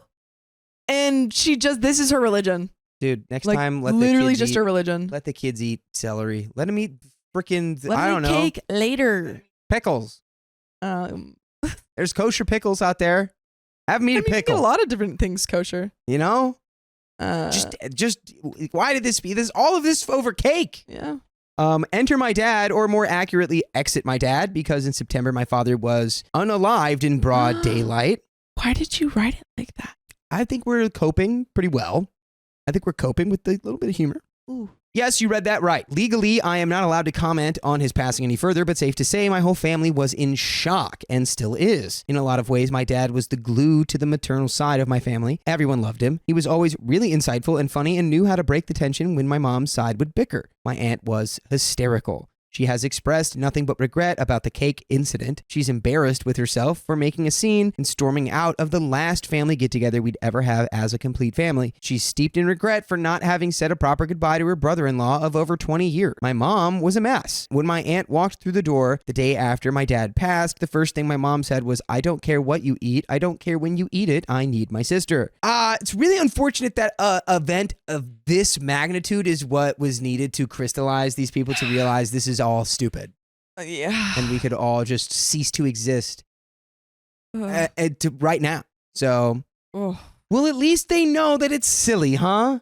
Yeah. At least we know this has always been silly. It's been silly. Like, the really easy solutions, and it shouldn't have taken like this really devastating, experience. Yeah. To realize that. Let that be a lesson to all of us, I suppose.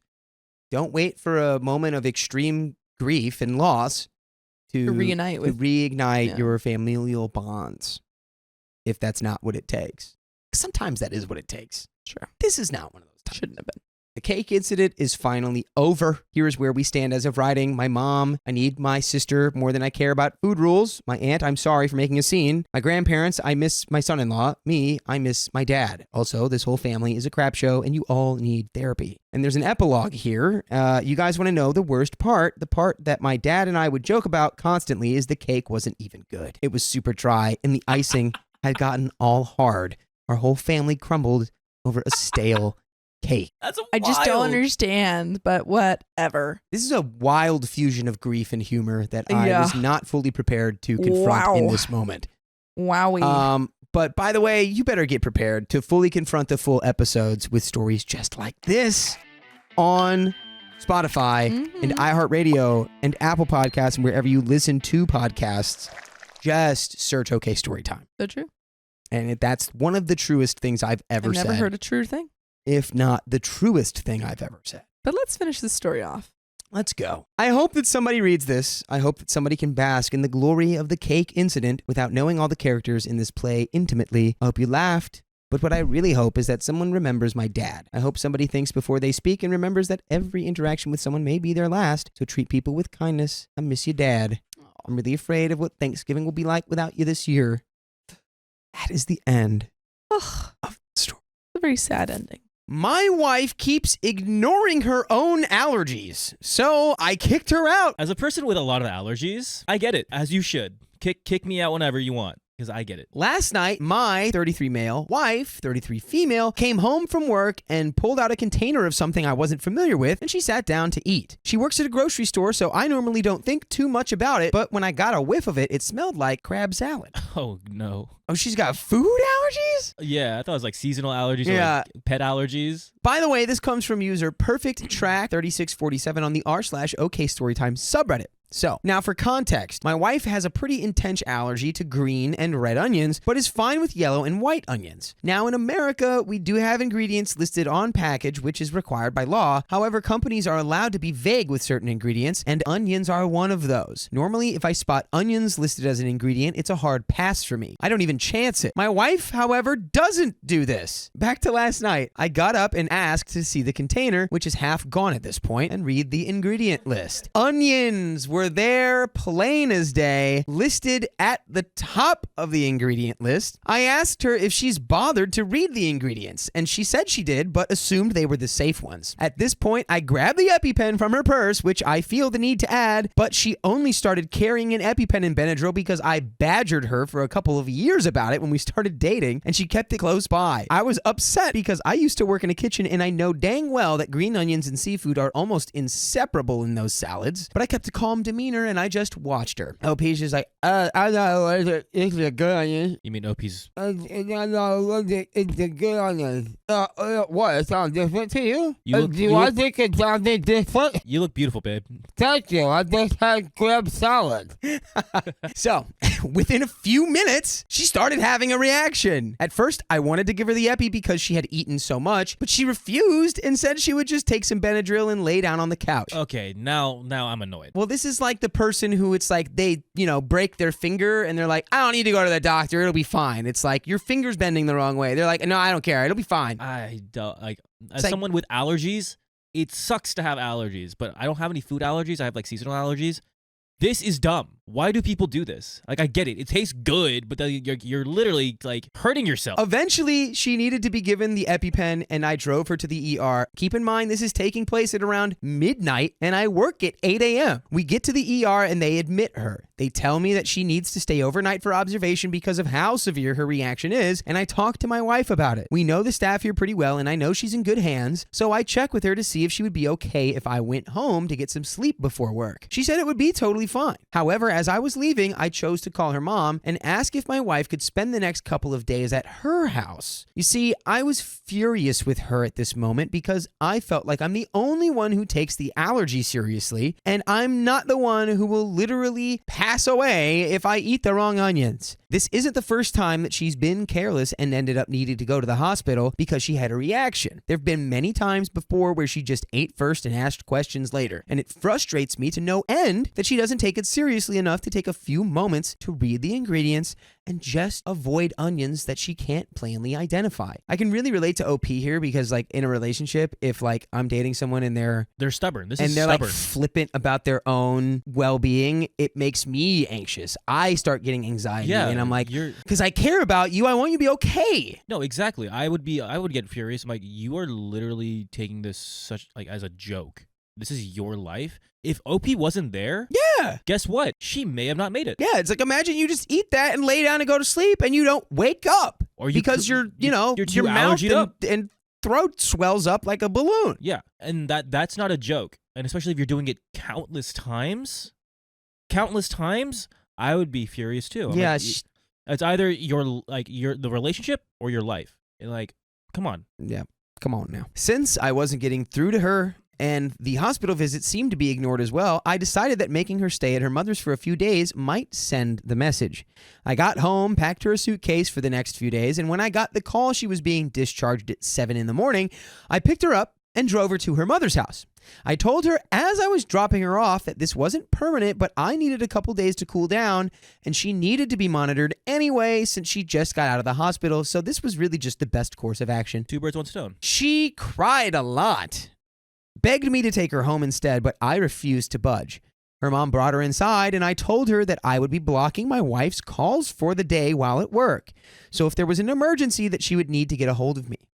Her mom agreed and told me that this was probably the best idea since she was just as frustrated that her daughter seemed to not be taking it seriously. So here I am now at work feeling like I might be overreacting by kicking her out for the next few days. Did I? And by the way, we would never kick you out of our live stream. No. When we go live every weekday at 3 p.m. PST on YouTube, Facebook, TikTok, and Twitch. All you got to do is tap our profile on any one of those respective platforms, and you are in. And if you're watching this right now, we might be live at this very moment. Probably. However, before you go check, let's finish this story. I mean, I think OP had every right. Like, the fact that this has happened multiple times, and again, at the tail end of her eating that salad, that crab salad or what have you, he's like, I know this is going to happen. Like, I can't, like, this is going to happen. And you're just not listening to me, and you're being stubborn, and you're ignoring me, and I have to go to work tomorrow, and all this. She's just giving the vibe, no, I'm just going to take a Benadryl and lay down. It'll be fine. It'll be fine. It's going to be fine. It wasn't fine. Fast forward 10 minutes. Hey, did that face look different to you? Did you get smaller? I think I need to go to the hospital. Yeah. I don't understand. As someone who has allergies, Why would you want to have that feeling? I don't know. Maybe she's like, it's like the thrill. There is no thrill of my life. What a thrill. The thrill of my life, literally on the line. Maybe she's an adrenaline junkie. This has nothing to do with it. It seems like she just doesn't care. No, I'm just none of that was real. I'm just floating stuff. I just feel like that would be like if you're like an extreme sports person, you'd be like, whoa, so what? Onions are going to take me out? I doubt it. Like, I just skydived off of a mountain yesterday. Like, an onion's gonna take me out now? I don't think so. Listen, I love onions. Your allergies don't care. it's like same thing with like chocolate. I get it. People who are allergic to chocolate, they like, I wish I had chocolate. Yeah. But I can't. So because I will literally not survive. I will say that probably a emotionally mature and solid move of OP to be like, I just need a couple days to myself to cool off, to get past this. And and it's like two birds, one stone, like you said. So I don't think necessarily overreacted. I think what you can do, though, is like really put the emphasis on the reason that you're doing this is because you love your wife and you care about her and you don't want her to have a life-threatening allergic reaction for nothing. Like, for crab salad. Here's the update. So I realized after reading a few responses that I might seem a little heartless, so I want to clear a few things up. I'm only blocking her calls during work because it's a double shift and I need to be fully attentive to my work. And since I didn't get any sleep, it's going to be challenging enough as it is. If there's something serious, her mother can and will call me. Second, I packed her favorite things and I'm having her favorite dinner sent to her mom's house tonight, so she is well cared for and not just being abandoned. Yeah, it's out of love. Yeah. I would never just abandon her. And my frustration comes from a fear of losing her to something as avoidable as an allergic reaction. Yeah, exactly. God, I love being on the same page as OP.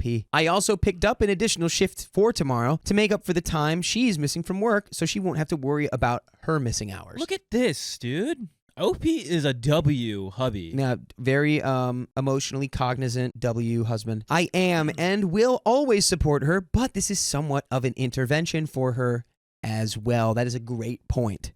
She needs to understand that this is very serious. What I don't get is the first time or the first couple times you go to the hospital and it was that severe and it still wasn't an intervention at all. I don't know. Some people, I don't know what's getting, like, how to engrave it into your head. If this is how it's, I guess this is it. Ingrained into your head is this. Yeah. Hey, great. Husband needs 2 days, 3 days to cool off, staying at mom's house. And it's like, I guess he really is that upset. And this is like a really bad, I need to not I really hope that that's what made her understand. But I personally, I don't think it will. I mean, I hope so. I really hope so. But the fact that she's done it so many times. Sometimes, man, with stuff like this, sometimes it's like a switch that just goes, and now it's completely different. I hope so. I hope so for OP's sake and for their relationship and just for her sake. Yeah, too. and it's such a small thing. What? Don't risk your life for crab salad. No crab salad is good enough to risk your life. But that is the end of that story.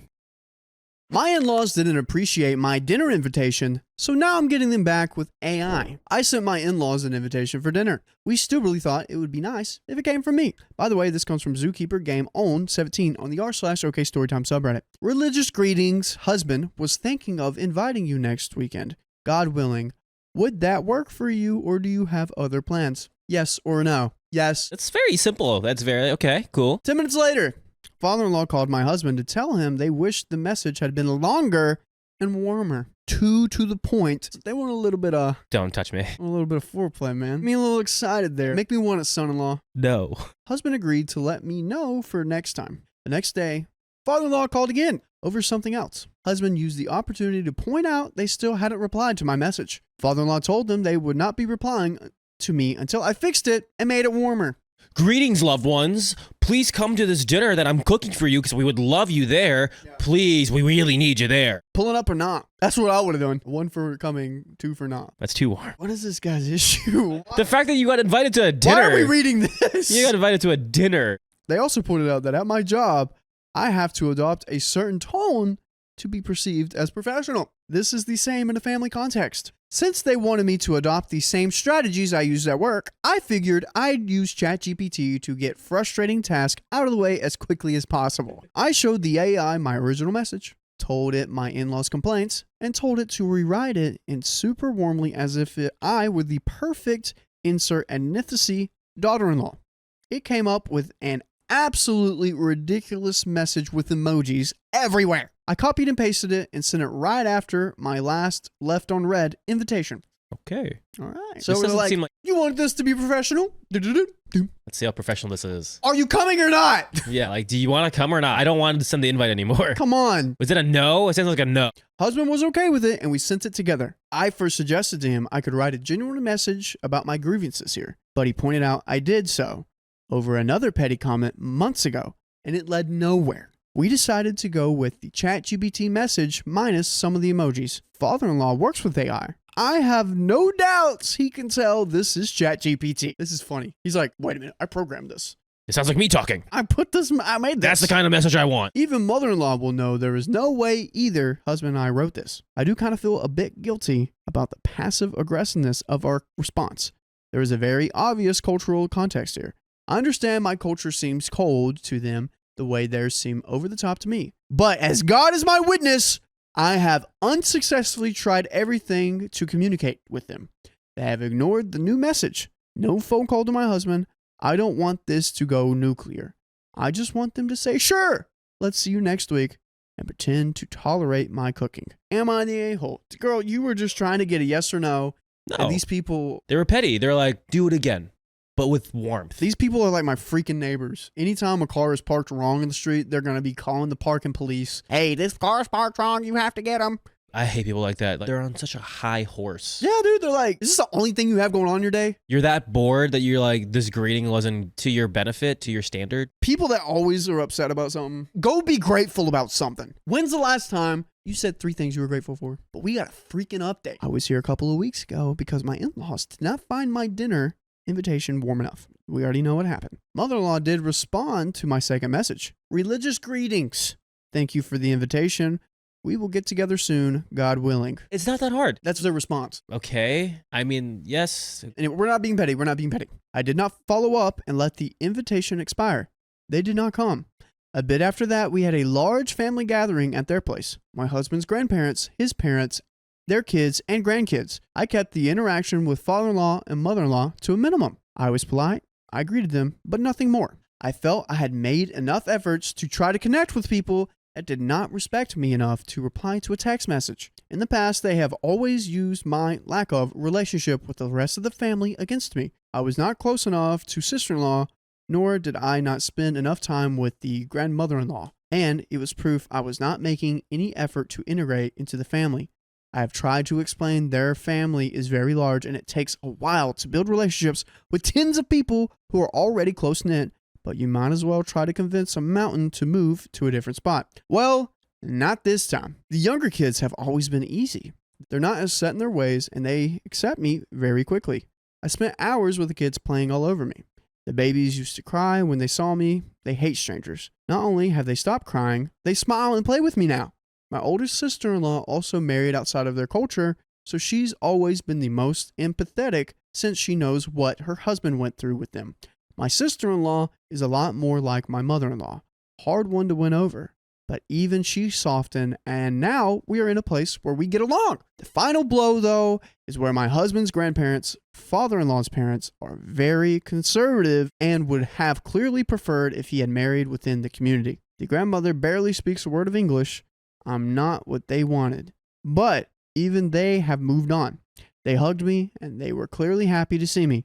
Between the facts, I now feel comfortable with everyone else, and the fact I stopped even trying with them, I guess it dawned on them that my problem was not their family, it was them. It might seem like a small thing to the readers here, but such a level of actual awareness coming from them is nothing less than a miracle from God in my eyes. After the gathering, they had called husband again and asked if I hated them, and still held a grudge for the fact they opposed us getting married for a long time. I had no idea you thought that. Good communication skills. Husband, in his infinite patience, argued for hours with them and tried to explain that when you treat people unkindly, they do not tend to love you back. He pushed back on the idea I was punishing them and reminded them I have tried very hard for months to get along with them, and all I got for it was criticism and ghosting. Whatever else said during that fight, it seemed to have had some sort of effect. And you can be effective if you join us live every weekday at 3 p.m. PST on YouTube, Twitter, Twitch, and Facebook.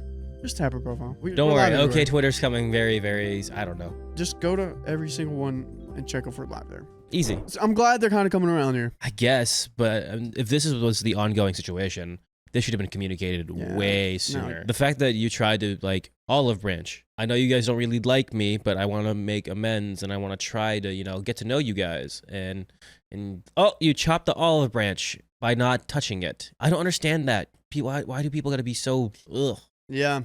But here's the end of the story. They have stopped calling husband once a week to give a detailed report of everything I have done wrong during the last 7 days. While they can still not accept to see me wearing pants around them, they seem to have given up on trying to convince us I should never wear pants outside of my own house. Again, 21st century reader may be confused by how this constitutes progress. I'm grading on a curve here. And for her credit, I think mother-in-law has taken the mental load to try and fix the relationship. She's been the one texting me, giving me news, and inviting us to a restaurant. All the emotional labor that used to be mine. Father-in-law is still a piece of work, but since his parents now like me, not much he can say or do. Ironically, his culture is now working for me. It seems like we got a little happy ending here. Hopefully. It looks like it's going in the right way. That's the end of that story. I got a suspicious dinner invite. It feels like a marriage setup. Are there rings involved? Because if so, you might be onto something. My parents are very traditional, and I am more of the white sheep of the family. What does that mean? I don't really look like a lot of my family, and I've always gone against the grain. What's a white sheep versus a black sheep? They had to have meant black sheep. Yeah. Or maybe they're not. Or maybe they're just like lighter than the rest of their family. Maybe they don't see color. Maybe they're colorblind. Yeah, maybe all the other sheep are black. Yeah. By the way, this comes from Throwaway DHIAXMM on the r/OK Storytime subreddit. So, starting when I was a teen, I knew what path I wanted to take for my future. It was not what my parents wanted, so they fought back, but we ended up with an agreement that I thought wouldn't matter, and that was if I wasn't married in 10 years after I started college, they would arrange a marriage. I figured they were joking, and there was a thought that there is no way I'll be single in 10 years. I have had some flings, but nothing serious. Up to this point, I've been driven to get to where I am now. In my dream career, I'm stable, self-sufficient with no debt, and becoming successful. Wow. There has been no talk about it throughout the years, and I thought it was forgotten. Until my older sister said she was coming back this week for an event. Some kind of event? She lives several states over. I don't get to see her as much anymore. We're close and talk a bunch, but all has been normal with nothing being said or hinted to at this point. I went to pick her up from the airport and noticed she had 3 fancy dresses. One was a very traditional dress used for engagements, weddings, or other similar events. The other 2 were really formal dresses. When I questioned, they said, "Don't worry about it." Then later said it was for an agreement. She used the word agreement. I dropped her off at our parents' house, and they wouldn't let me in the house. But there were a bunch of cars, and I saw decorations in the house. They kicked me out and said they would talk to me later. This was 2 days ago.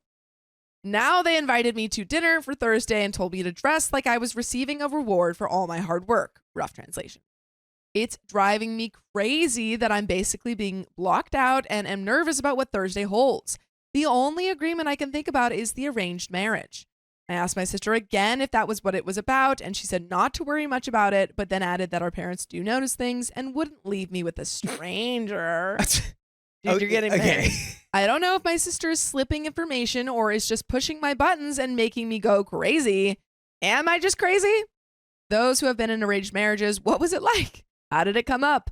I feel like this is not normal if this is what it is. Should I not go? Skip town. I have driven by their house and there are still a bunch of cars in activity, but every time I get close, my mom calls me out and says to come back Thursday.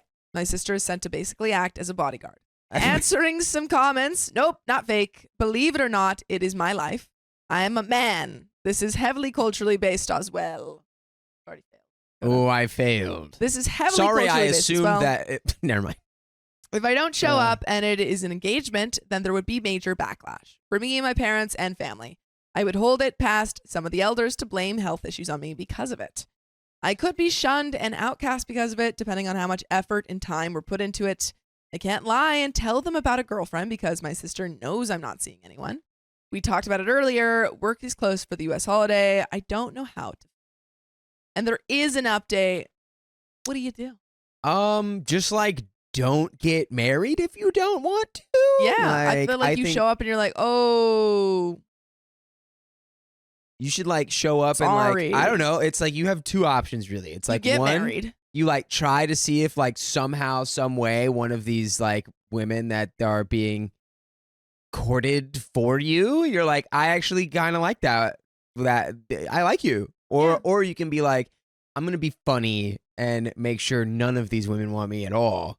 And just like show up in like, you know, like just a greasy outfit with like, you know, I don't know, like a tuxedo t-shirt. Yeah.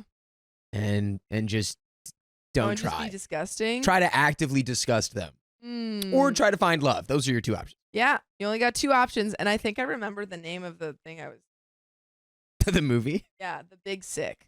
Yeah, no, not familiar. You're not familiar with The Big Sick? Not familiar with The Big Sick. It's and honestly, great. you weren't either until you Googled it. No, I remember. It's Camille Nanjiani.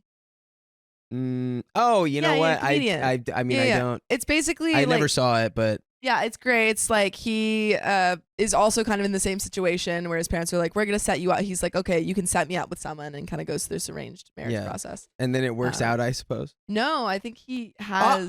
Spoilers. Well, I don't know. I don't remember it well, but anyway. Hello, people. I hope this is how you do updates. Quick recap. When I was a teen, I was not the ideal traditional son my parents expected of me. I knew what I wanted to do and the path I would take. Parents and I made a loose agreement that if I was single in 10 years after high school, they would arrange a marriage. 2 weeks ago, they were sketchy. My sister flew in with a traditional wedding dress, among 2 other fancy dresses, made some comments about an agreement and other things that made me freak out and think I was getting a forced marriage.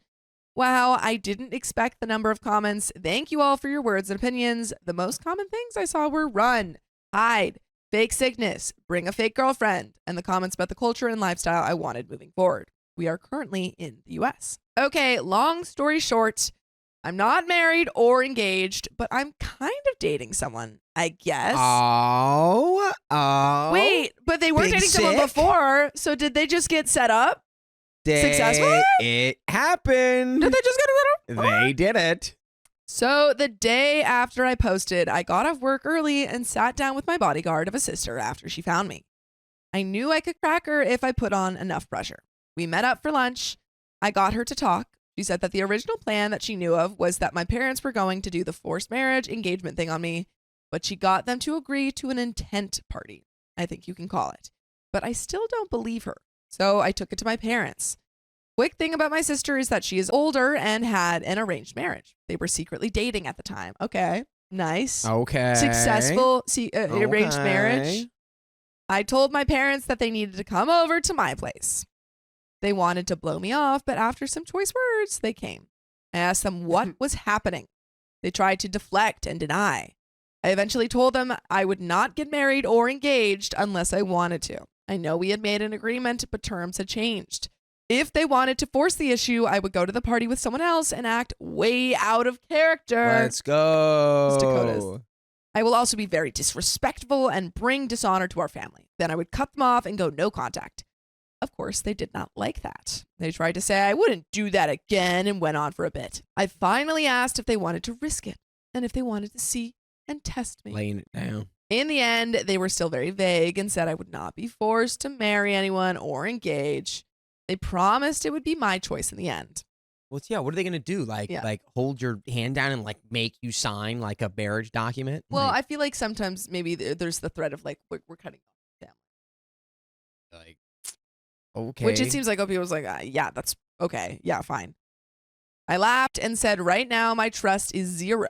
They pleaded with me to just show up, and I said I would. I was going to have the backup girlfriend on standby, like 90% of people said, but I couldn't get anyone on short notice. One person I called said they had a family obligation party they had to attend. He's like, I'm trying to not get married right now. Someone come through. SOS, I need Who are you fake calling? girlfriend. I think it's so funny. It's like, hey, I need a fake girlfriend for a party on Sunday. You free? Yeah. So the day of, I dressed nice, but not traditional or overly fancy. I parked in a way that would allow me a quick getaway if needed. I walked into their house and there were a ton of people. My extended family was there, parents, friends, and others from the community, basically like 40 to 60 people. My sister noticed me first. and then guided me to our parents, and they were talking to some old family friends.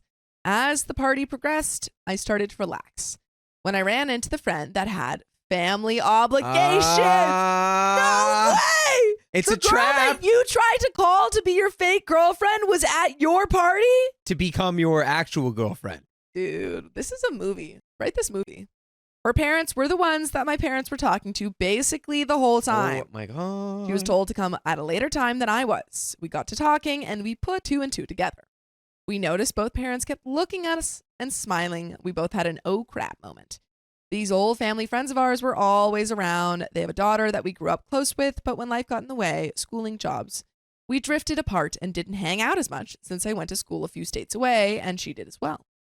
The worst part of this whole thing was they made speeches about 2 families coming together.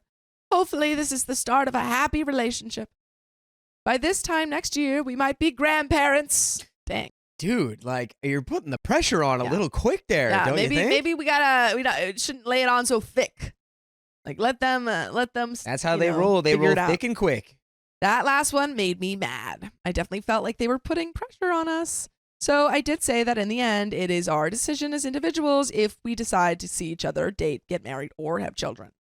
That did not go over well. We had a duty and a responsibility to listen, respect, and obey them. I told them that way of thinking is old-fashioned and outdated. Times have changed. My sister stepped up and had our back. She also said that times are changing and that our life is our life.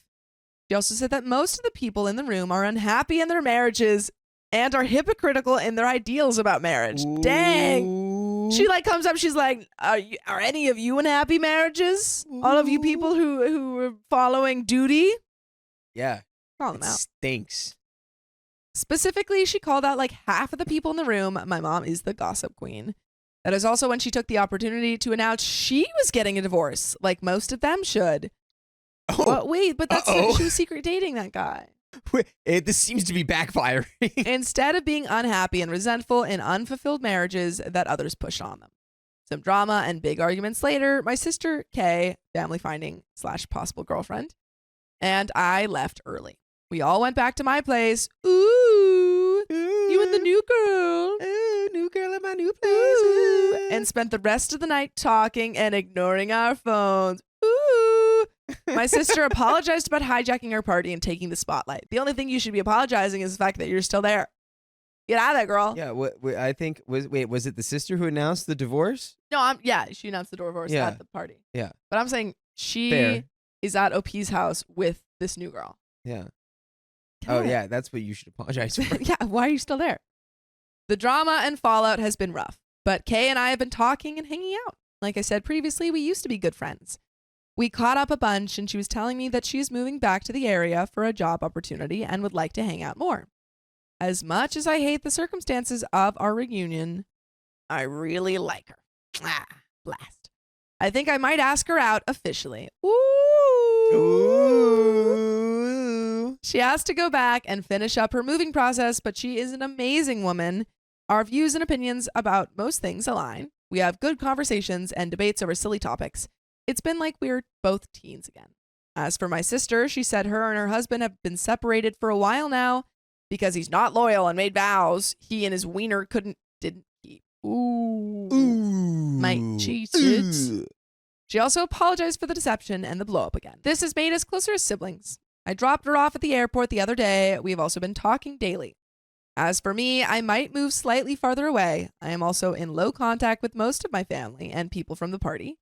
I also had to unload people who I thought were my friends. That has been rough. By the way, it's never rough listening to full episodes of stories just like this. Just go to Spotify, Apple Podcasts, or iHeartRadio and search up OK Storytime. My parents had keys to my place and showed up one day. I got them out and agreed to meet up at their house later as I was headed out. When I went to their house, I stole my key back. It was a bit funny when they tried to come back in and they couldn't find the key. I put on an electronic lock on it and I know they won't know how to work it, even if I show them 1,000 times. Edit, I would like to point out that this has happened over a week. I made it so that the major point got hit, but left out a bunch of information details. In regards to my sister, she was left in the dark and only was given details over time. I believe it is called trickle truthing. After she got here, she was when She got the truth and convinced them to change the party. She was very angry at her parents, and then she explained that the decision to blow up was impulsive and liberating. And that is the end of the story. My father keeps taking my food, so I had to lock them away. Lock me away too, because I'm with your dad. I want your food too. This is from years ago, and to this day, I still have issues sometimes about sharing set-aside food. Back in 2010, I, 21, female at the time, was living with my dad. I was taking a break from college, trying to find what I wanted in life, and was working to pay my rent and bills. By the way, this comes from user Sif Andreas with Love, and you can submit your own stories on the r/OKStorytime subreddit. So, my dad and I had come to an agreement that if I wasn't a full-time student, I needed to pay rent of $500 a month, help with chores around the house, and pay for anything extra I wanted like cell phone, car payment, insurance, groceries, or eating out. Seemed fair, and with the job I had, I was able to pay for all of that, and had a little bit of extra money to squirrel away each month. Most of the time, my dad and I got along, but when we didn't, oh, the gates of Tartarus, they were wide open. Imagine your parents having raised you to be both a submissive female to be controlled by a male, but also to be independent of people in case you run into an uncontrollable situation. There were contradictions everywhere. Example, at 14, I knew how to change the oil, rotate the tires, check the fluid levels, and know which one was which, change a flat tire, and change any light bulb in my dad or my mom's cars. They had a total of 3. But I was also told to let a male do those things should they ever offer to help and never contradict them, even if they were wrong. No. Boo. What? Boo. Boo. Look, I can honestly say for me, a woman who would know how to work on a car. Kind of hot. Hot. You're hot. You're like, oh yeah, you take that radiator and you put that with the alternator and now you get tow-mater. Example number 2.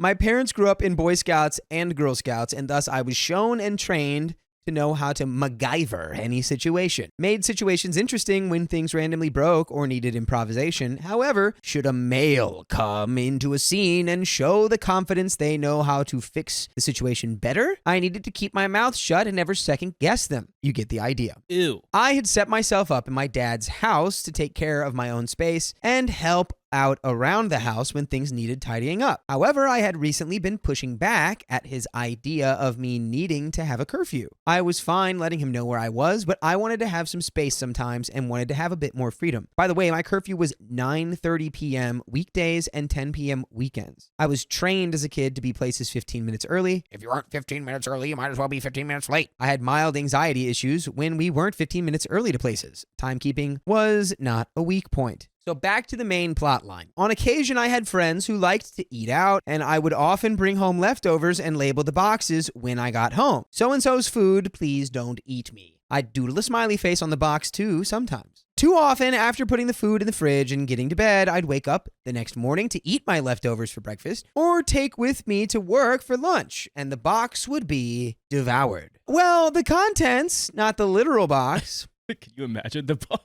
It's just like, there's a bite in my pizza box. They got the thick cardboard at this pizza place. I like the burnt taste of cardboard. I'd try calling my dad if it was after 8 a.m. since he'd be at work himself at that time. Or I'd go knocking on his door and ask about what happened to my food. And I kid you not, nearly 90% of the time he'd say, I didn't realize you had set that aside for yourself. Another favorite was, I took it as a challenge or snark to eat it since you put a smiley face on the box. So a smiley face is just inviting people just to eat it? Yeah, he's like... That's the universal sign, like, eat me. It's like a stranger smiles at him and they're just like, hey, you look good today. He's like, what is your problem with me? He grabs him by the collar. What do you mean by that? Are you challenging me? Are we in the movie Challengers with Zendaya? Give me a kiss.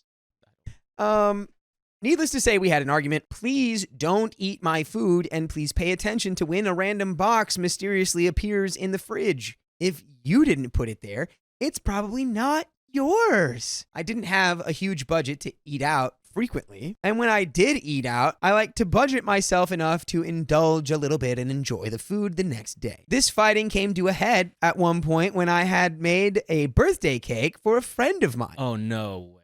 He's not going to eat that, right?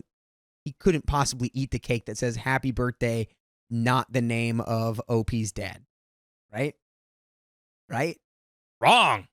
I like to bake, and I'm pretty good at it. I didn't have a lot of bakery tools like piping bags or tips or anything fancy, but I knew how to bake a cake, frost it nicely, and present it with decent lettering for my friend. I had mentioned to my dad I was going to make a birthday cake for her, and I wanted to keep it in the spare fridge in the garage overnight. I was going to surprise her after I got done with my work shift. He nodded his head and asked if he could have a slice after the party. I said sure. I said I'd save him a small slice. It wasn't my best creation of a red velvet cake, but it tasted good, and the presentation was good. It's the thought that counts. It's the thought that counts. Come on. I really wish that I had a phone at the time that I could have taken a picture with. I wrote on top, "Happy birthday," and my friend's name in red lettering on the whipped cream topping, and had the 3-layered cake with cream cheese frosting put into the fridge. The next day, I went to work, had a normal day, went home, showered, and had set up a meetup time with my friend and a few other close friends. When I was ready to go and went into the fridge to grab the cake, my stomach knotted up. There was a slice about 1/4 of the size of the cake missing. 1/4?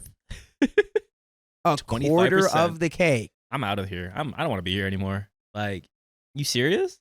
I'm going to just go find his expensive colognes or whatever. I'm going to take them into my room, and I'm just going to spray my whole closet with that until half of that bottle's gone. And then when he goes, "What happened?" I'll be like, "I don't know. I just took half of it because I felt like it was a challenge. You were just putting them right there." All right, I want to see what the dad says. Yeah.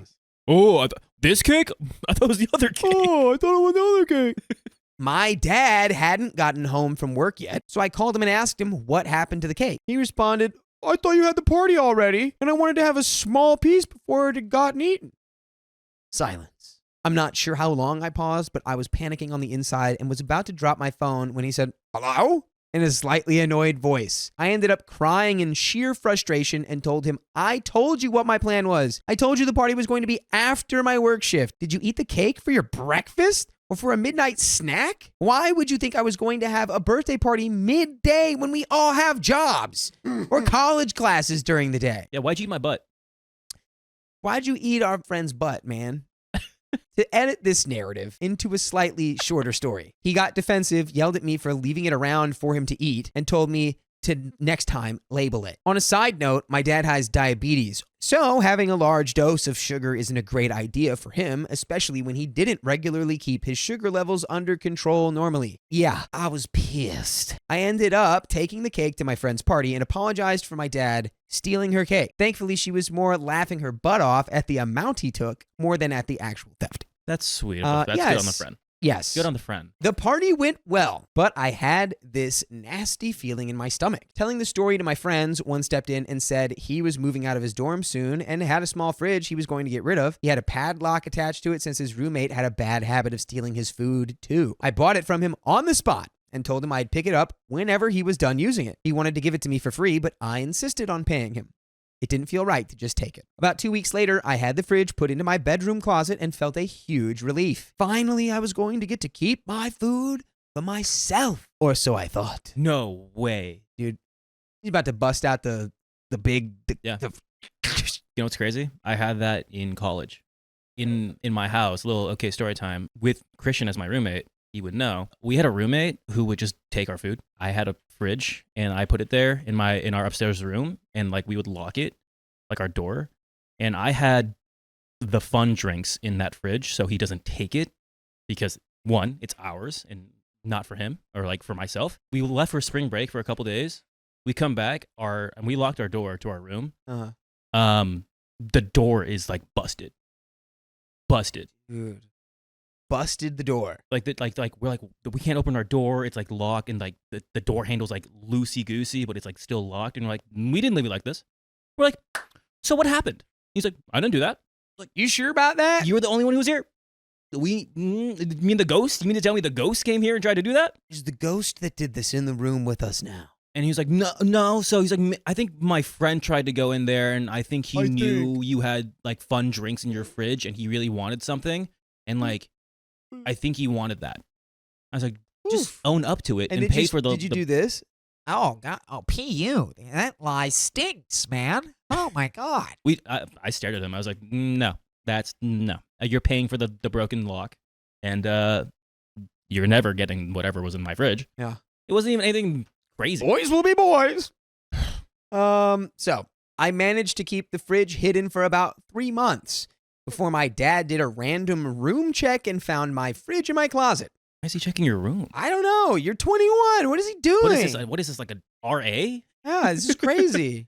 Random room check. I didn't know he was doing inspections in my room. I thought he respected my space. We had people live in the house before, paying rent, and so forth. And to my knowledge, he never did room inspections with them. Anyways, I guess he noticed I wasn't leaving treats in the fridge anymore and decided to snoop. And boy, howdy, did he get mad. My dad normally keeps his cool, but when he gets into a volcano-style rage, you're done. I came home from work to my fridge being in the middle of the road in front of the house, banged up, and what looked like a saw had been taken to the padlock. Some words were said, tempers had flared, and I ended up throwing away my fridge since it was no longer working. Less than 6 months later, I had given my dad a 30-day notice. I was vacating the property, and I would no longer be paying rent. Good. Excellent. He thought I was joking. I had set aside enough money to get my own apartment, worked extra hours, gotten a small promotion and pay increase, and was ready to be on my own. Yes! But you never have to be on your own, because you can listen to full episodes with stories like this on iHeartRadio, on Spotify, and wherever you listen to podcasts. Just search OK Storytime, and you can find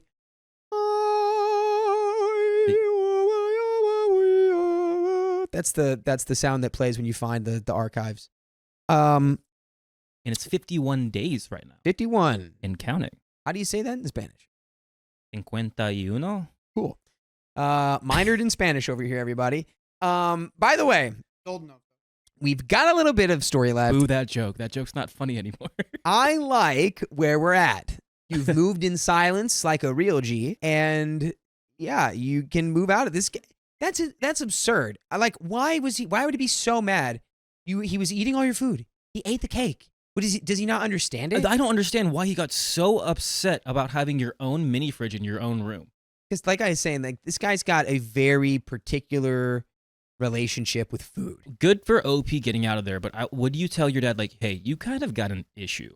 Like, you need to watch your health. You have diabetes. You know it's not good for you, and you're treating it like it seems like it's like kind of like a low-key of an addiction. I think it's that, but there's got to be something more. I think part of it, because like imagine if this is just like another person who lives there. Like if they had a fridge in their room, I can't imagine that he'd throw it into the street. So part of me feels like this is like a power dynamic with his daughter. It wasn't like a little bank where you're like a little piggy bank where you're taking money from him. It was your own. It was your own fridge. Imagine that was his rationale. He's like, the power bill is going to go up. And it's like, well, I think it's more that I'm not going to let you eat my food. And because I'm your daughter, you're like, and I'm also you're taking this as like a disrespect. Also paying rent. Right. So did this happen in the context of you being my landlord or you being my dad? There's no logic here. Crazy. Zero logic, and I would call him out. Very good job moving out. Write him a letter. Write him a letter explaining how you feel. And send him like because he can't argue with the letter. Yeah. He can't shout down the letter. He's just gonna rip it up and throw it in the middle of the road and stomp on it. I told my dad I loved him, but his disrespect towards me needed to stop, and I was happy to continue spending time with him. But there needed to be better boundaries. He mostly blew it off until the day I rented a small moving van and put my things in the van. You can't do this. You were serious? I replied, yeah, I am serious. You don't understand how hard it is when I can't talk back to you without feeling like I'm the worst person on the planet. How frustrating it is when I've worked hard and treated myself to something only to have it eaten and poo-pooed off like it was no big deal. Poo-pooed caught me off guard. I'm tired of asking you to respect my boundaries. This is my solution. Am I the a-hole for having a hidden fridge with a padlock on it? That is the end of the story. Absolutely not. No. My friend's unhealthy relationship with food is exhausting. She makes everything about it. Maybe you should try her recipe sometime. Throw away, because never in my life would I have imagined needing to write one of these posts. All the names are fake here, and buckle up, this is a long one. I, 18, female, have a friend. Alexa, 18, female, who has an ED. We met in a coding class at the start of our final year of high school and became friends after working on a couple of group projects together. Just a quick trigger warning here. It seems like this story is going to center around an eating disorder. If that is not something that you want to hear or are ready to hear, I would suggest skipping this story. By the way, this comes from user Help Me Out potatoes. And if you want to submit your own stories, go to the r/OK Storytime subreddit. So, I should also mention that I have OCD, anxiety, depression, and struggle with low empathy, and have been in therapy for this. This information will become relevant later. For the most part, Alexa was a pretty normal person. We bonded over shared interests and grew pretty close in the few months that we knew each other. Eventually, Alexa told me that she was suffering from an unspecified ED and would be put into the hospital for a recovery program. I believe that's what it was referred to as. Apparently, the people in this program would get a specific eating schedule and have to participate in certain activities. I don't know the full details since she told me she couldn't disclose that information. I was pretty shocked by this, but with my low empathy, I didn't really feel anything about it. I did feel sorry, but it wasn't a pretty big deal. I did consider her my friend at that point, and even though I didn't feel much, I did want her to know I would be there for her. I should also mention that this took place around a few months after my therapist decided I was stable enough to no longer attend therapy. I don't exactly know how therapy works for other people, but we who have OCD get a specific number of sessions depending on severity. It helps tackle our issues head on and get us back into our normal lives faster. She said if I ever relapsed, to use my notebook from our sessions or contact her. I decided to tell Alexa that if she needed support, I'd be there. From then on, we got even closer. Here's where it kinda started getting wild. I had briefly opened up about my OCD and other struggles. Just a quick, yeah, I've experienced crap and I feel comfortable sharing that with you. She looked at me kind of weirdly, almost disgusted-ish, and specifically asked, hey, could you not bring up stuff like that? I actually have high empathy and cry about things my friends go through. This is also important to remember later. Okay, weird, but I have no idea what a high empath feels, so I'll accept it. Fast forward, the semester ended, and she started the ED program. We were still in touch, and she would constantly tell me about her issues. She told me she wouldn't be finishing school with our grade and would have to stay in the program. How does she have erectile dysfunction? Wait, how does that work? Yeah, that's what I'm thinking. Does she have one? Because ED is for guys, because they have erectile. Everybody laugh at this guy. He's making a pee-pee joke. He's making a ding-a-ling-a-ling joke. Eating disorder. Thank you, Shell Bell. I am on the same page now. Did you actually not know that? There's no way. I saw someone say erectile dysfunction because I thought we were talking about a guy, and I was like, okay, cool. It says food relationship. I didn't read that part. I thought you were just messing around and you were making a joke. Someone tricked me, okay? Anyway, I thought of doing something nice for her and had the bright idea to make her my +1 for prom. Biggest mistake ever. I mean, she paid for her ticket, but I still have never regretted something so much. Now, this is where everything started spiraling. I went out with her and my other friend Julie, 18 female, to go grad dress shopping. The entire time, Alexa was passive-aggressive, making comments of the dresses I liked, the food that I ate, and the clothes I was wearing. This girl literally told me, oh, well, I guess every teenage girl wants Bella Swan's wardrobe. Who says that? What is this, 2008? I don't know. Where the hell have you been, Loca? Maybe they just found it. No way you just quoted that line. I guess my Bella Swan wardrobe was just wearing a Henley and jeans. I had never made the connection until then, and the holy frickle frackle, I had to hold back from making a comment about her style. I'm sorry, but this girl cannot be talking when she dresses like a 5-year-old from 2015. I don't even know what 5-year-olds wear nowadays. Like, why would you make that reference? I don't know. She dresses like a 5-year-old little I'm just taking that as like, I'm a pretty princess. And that's what I would assume. Also, just really quick, all these people are 18. Girl, you don't like these people. And that's okay. Yeah, you're 18. You're still in high school with these people. In all reality, you'll probably never see them ever again. Safe to say, Julie highly dislikes Alexa. The next couple of weeks are weirder because she starts being super clingy and texting me. Yeah, I forgot to mention this girl had been emailing me this entire time. She had my contact, but only used it to know where I would meet her whenever we got together. Why did she do this? I have no effing clue. Not a single one. I even tried subtly mentioning that we should text, but nope. And, you know, later in your life, you'll learn that you don't have to be subtle about that. You can just say, stop emailing me. Just send me a text message. One day, I was on a call with a friend who lives overseas. I hadn't read Alexa's messages beforehand, and when I replied, she basically goes on about she thought I abandoned her, manipulated her, and dumped her for good. And then she brings up her previous friend group who ditched her for ruining their mental health. And she tells me they claimed I ruined their mental health when they ruined mine for life. I was so close to telling her that she probably did ruin their mental health because mine had started to deteriorate. Boom. Roasted. Prom was a disaster. You know, some people quote the dumb thing, but that's kind of true. Some people, they take from your bucket, and some people, they fill your bucket. And sometimes you have your own bucket, and sometimes you use it to fill other people's buckets. Sometimes people fill your bucket. It's the emotional bucket. And sometimes if you got nothing in there to give, it's going to take a toll on you. You have no more bucket juice. They took it all. But, you know, sometimes it can be positive and negative. Like if she just is dumping like all of her stress and strife in her life into your bucket to empty hers, then it's like yours is overflowing. It's making a mess. It's going to affect you. Anyway.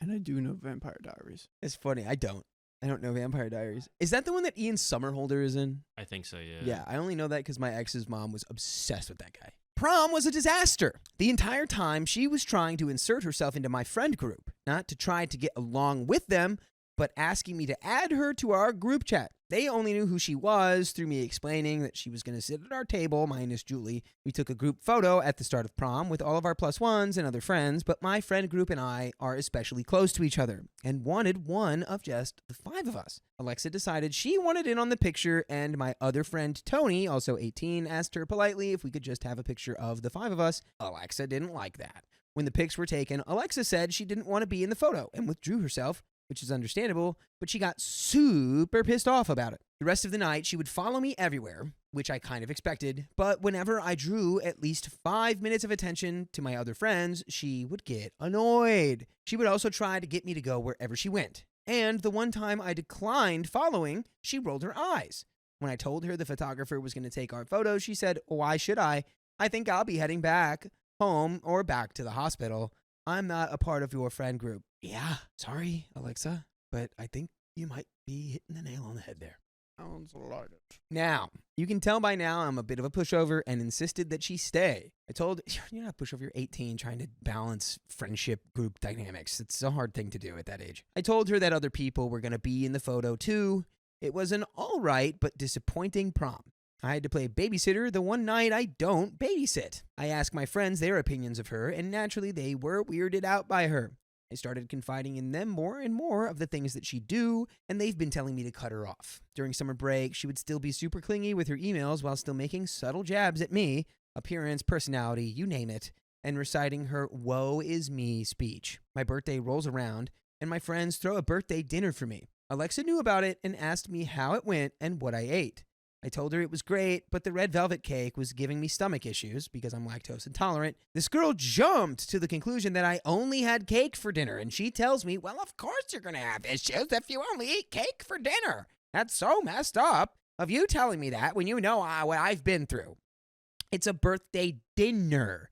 I obviously had a meal before that, and even so, the cake was ginormous, the size of my entree." I might have effed up with that last comment. I don't know. Well, it's not good to have cake on its own anyways. You know that. And you know what? Stop telling me about what you eat or your eating habits. It's honestly so triggering. Well, it's not my problem. You asked me, which is what I was about to say. Why are we doing this? Why? Oh, you're eating only cake? Well, no, I'm not only eating cake. I had dinner, and then the cake was also... Okay, shut up. I don't even want to know about any of this. Yeah, she kind of baited you into that one. Yeah. Bait, get it? Because that's what they use. They use food for animals. Sorry. And strike 3. That was pretty bad, dude. Well, it's not my problem. You asked me. And when have I ever told you about my eating habits? Even so, you have to accept that not everyone has the same eating habits as you. Eventually, we met up at the mall again, and this was my breaking point. I was pretty hungry that day, and I had been studying for an accounting test all day. Had to babysit my siblings as well. I had no time to eat, except for some cereal for breakfast, so I tell her I'm going to have to get food later because I'm hungry and not feeling too well. And this woman rolls her eyes and tells me, "Well, I hope you know I won't help you if you faint. You're going to have to wait because I want to get some lip gloss. Like, I really don't care what happens to you or other people for that matter." So this girl, this little toddler of a person just went, "I don't even care about you, and I don't care about anyone else, actually." It's like, all right, then bye. Yeah, go take yourself somewhere else. I'm done with this. Yes. I'm also going to quickly say that she has also said this when I mentioned a past SA that I experienced to her, which really put a shining up the turd there. Excuse me, isn't she the one who claims to have high empathy? Yeah, exactly. No, she's full of crap. At that point, I tell her I need to use the washroom and have a full-blown panic attack, texting my friends like crazy. They're all telling me to get out, but I need to eat. What do you mean? When we meet up to head to eat, I noticed The door handle was sticky and dusty. Naturally, I'm going to use the sleeve of my dang jacket to open the door. And she goes, "Oh, is that your OCD making you do that?" Dude, why are we nitpicking every little thing? Because this is just a bitter 18-year-old girl. Just move on without her. I'm getting out of here. Well, it's a dirty butt door, and I would have opened it normally otherwise. Oh my gosh, does that mean you're going to disinfect your jacket? Maybe. Oh my gosh, I bet you're going to take a shower too, right? Like, what's up with you and your OCD? What's up with you bringing up my OCD? You act as if I talk about it all the time when I don't. You're the one always talking about your ED. After that, she got silent. Went to talking about how I need to respond to her more so she knows I'm engaged in conversation. The F? The F? These girls are crazy, dude. I confronted her shortly after that. You guys let me know if you want me to post a pic of my speech.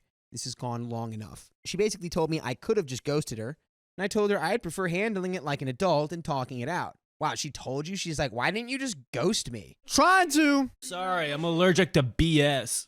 Yeah, this is wild. Wow. She didn't respond to me for a week, so I deleted our emails and basically removed her from everything, except I saved some screenshots in case I needed it for future use. She did say she would try to be a better friend, and like an idiot, I gave her a second chance. But by the way, we'll give you a second chance and a third chance. We'll give you infinite chances to listen to full episodes with stories like this on Spotify, iHeartRadio, Apple Podcasts, wherever you listen to podcasts. Just search OK Storytime. See that? Search it up. 1,200 plus hours. Listen to them all. Love us forever. Never stop. We've got a little bit more story left. Honestly, do we have any finishing thoughts here? I think we probably all have the same one. I'm exhausted from just listening to the story. These are girls who are basically like about to transition from high school to like college or adulthood, you know, whatever you want to call it. This is like college is where you really become and learn about yourself. High school, like I know some people who are like, I have to literally be in contact with these people. I'm like, no, you don't. Like that's when you learn about friendships actually like. So I feel worse because she did seem sorry about what she did and wished me a good life. She even acknowledged that the thing she was doing was messed up. And the thing is, she still makes comments and jabs to me, though they're not as frequent. She's just bored. Oh my gosh. I talked about this earlier where it's like, it's kind of a form of abuse where they just like poke. And then once you're like, blah, they go like, oh my God, look at how terrible you are. How could you say that? Oh, I'm heartbroken. Oh, we did have some fun times together and she doesn't have many friends, but I don't know if I can keep up with this anymore. I wonder why. Yeah, I'm probably going to delete this when I have enough input and give my therapist a call. So would I be the a-hole if I cut her off? Call your therapist. You're 18. You guys are going to start your own lives. She's got work to do. You've got work to do. Also just so young, both of you. So you guys are going to learn to just grow up. Yeah, and who knows? You guys could go like this. You know, you guys right here, right now, you guys are aligned in the same place, but you guys are going to go like that. And then maybe later in life, who knows? You guys could cross paths again. You'll be different people. Guess what? That's not for you to change. Exactly. You worry about yourself and do what's best for you. Yep. My boyfriend sneaked meat into my food, but I'm vegetarian.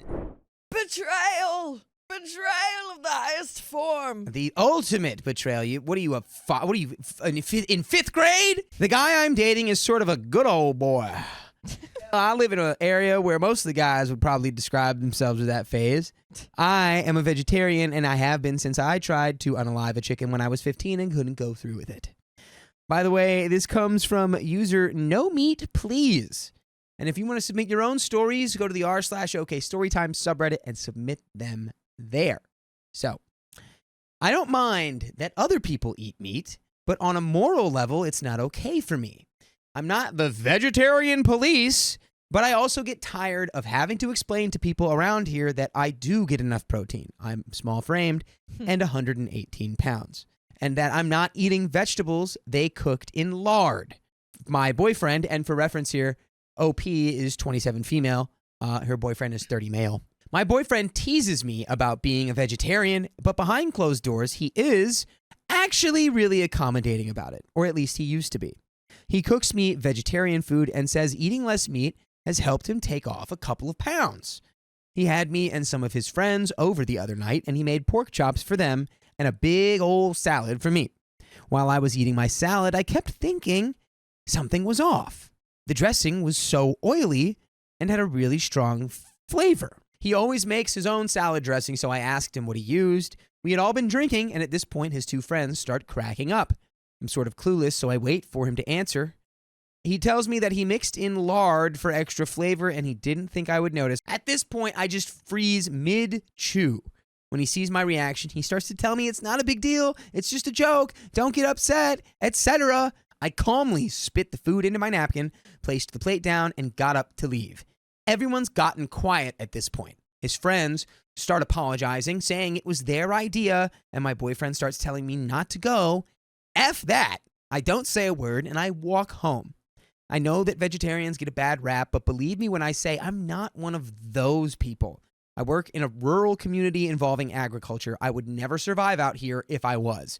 I pack my own lunches for conventions and never make a big deal out of it. But having someone I care about essentially trick me into eating meat without my permission is crossing a huge line for me.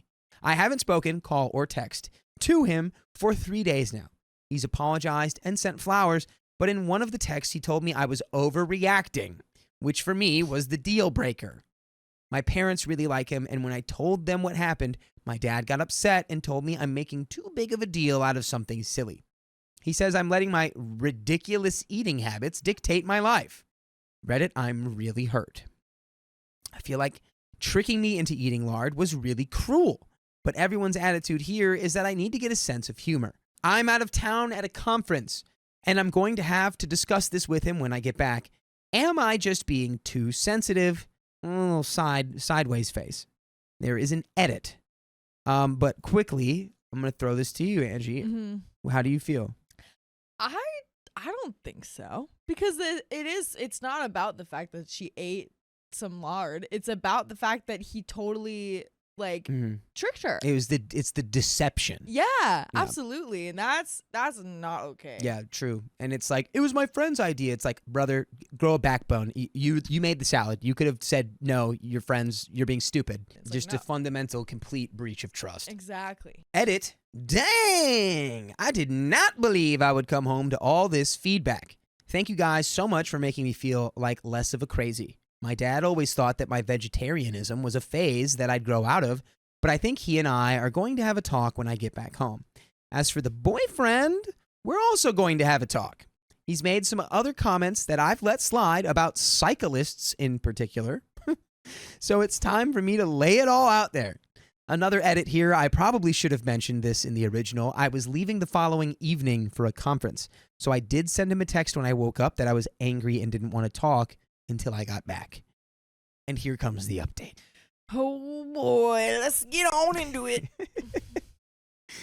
Well, we had our little come to Jesus talk when I got back about what happened. I explained to my boyfriend how tired I was of defending being a vegetarian to people. It feels like my social identity. Like if someone was trying to describe me to a coworker, they'd say, the vegetarian girl. And I really dislike that because I never bring it up. And when I say defend, I mean you get questions from all over. People seriously take you to task. I mean, one of the commenters on my last thread compared my actions to letting a child starve in a third world country. As I've gotten older, my defiance flag just isn't flying as high anymore. I don't want to sit down to every lunch with coworkers and hear the bad hunter joke or have the rude secretary tell me that she read vegetarianism is usually a cover for an eating disorder. So yeah, I obviously have a chip on my shoulder about all this. Everything I said above I laid out to my boyfriend. All of it. He explained he didn't think the joke would be a big deal because something similar happened at a potluck. One of my friends made a pasta side and used chicken stock. She didn't think about it and I couldn't tell. When she realized later on, I shrugged and told her, sometimes it happens. No reason to be angry with an honest mistake. Big keywords right there. Honest mistake. And not. Yeah, we know for a fact that's not true. Right. That's not what your boyfriend did, OP. I was pretty exasperated by all his comparison and explained the difference using all of the examples you guys raised. Hit very heavy on the respect subject. We argued about this for a bit, and at one point he said, I basically became a vegetarian for you. I bristled up over this comment because I've never asked that of him or anyone I've ever dated. I also pointed out that he was nowhere near a vegetarian, which was admittedly sort of petty. Girl, it's not petty. You're just being like, you just said something that's factually not true. Yeah, you're just proving him wrong. That's not petty at all. Yeah. That's standing up for yourself. He said, babe, I went vegetarian for you. You're like, you eat meat every day. What are you talking about? This went back and forth for a while. Finally, I just threw my hands up and asked why this was such a big deal. Why couldn't we sit down and talk about boundaries and move forward? He said he was worried about the future. He wants marriage, kids, and a stay-at-home mom. His mom told him that I need to eat meat during the pregnancy for the baby to develop properly, and that the kids need to eat meat to grow up big and strong. I just stared at him, mouth open, completely blanked out. He said that he loved me, but it was time for me to grow up and compromise. Honestly, I didn't know what to say. This was the first time he'd said he loved me, but he was also talking about a future that I didn't remember signing up for. I'm pretty lukewarm on kids, and I definitely have no interest in being a stay-at-home mom. And compromise? What are you talking about? You can be vegetarian while pregnant and have a perfectly healthy child. Yeah. I think I was just overwhelmed, and I said something along the lines of, I think you have the wrong girl. And I went home pretty defeated. Yeah, it sounds like it. Also, my mom was vegan when she had me, or like when she's pregnant with me. And look at how perfect I am. She's made it all the way to 22. Woo! Yeah. The next night, I went to talk to my dad about what he said. Initially, he claimed he was worried for my health and brought up my bad run with veganism. Fair point. Whoa. Calling out your mom immediately. Whoa there, OP. What's going on here? But after some poking and prodding, he finally said, I'm just worried you're never going to find someone. Sigh. Deep down, I think I knew that was his main concern. All the rest of my siblings are married and have children, so I'm already the odd man out. Add onto that the liberalism, the college degree, the atheism, the vegetarianism. Arg. I told him that my boyfriend and I broke up and burst immediately into tears. Oh.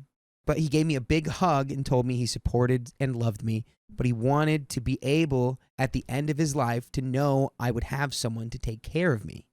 I went home and stared at a wall for 3 hours. Oh my gosh. Yeah, that's a lot to process, but Wow. you can stare at a wall for 3 hours and listen to full episodes of stories like this. You can also do other stuff. You don't have to stare at the wall for 3 hours, but if you just go... But to make it even better. Right. If you just go to your podcast platform of choice, be that iHeartRadio, Apple Podcasts, Spotify, whatever, just search OK Storytime, and there you will find a plethora of episodes to peruse and choose at your leisure. Okay, and we do have a little bit of story left here. I think I'm just going to dive into it here. Go for it. I'm okay, but I'm still sorting all my feelings out. I had a heavy night of whiskey drinking, a long morning of yakking, and then I bought some anti-aging cream. Nice. My friends are taking me on a trip next week, which I am really looking forward to, and that's about it. And there's a little edit here. You guys, reading all these comments made me teary-eyed. Thank you. I live in rural Mississippi, helping run a 4-H extension program. The work is so rewarding, but the city itself, My parents live in Alabama, and my family is scattered in Alabama, Georgia, and Kentucky. I was trying to find an article about the values around here, but I found this video instead, and it is linked.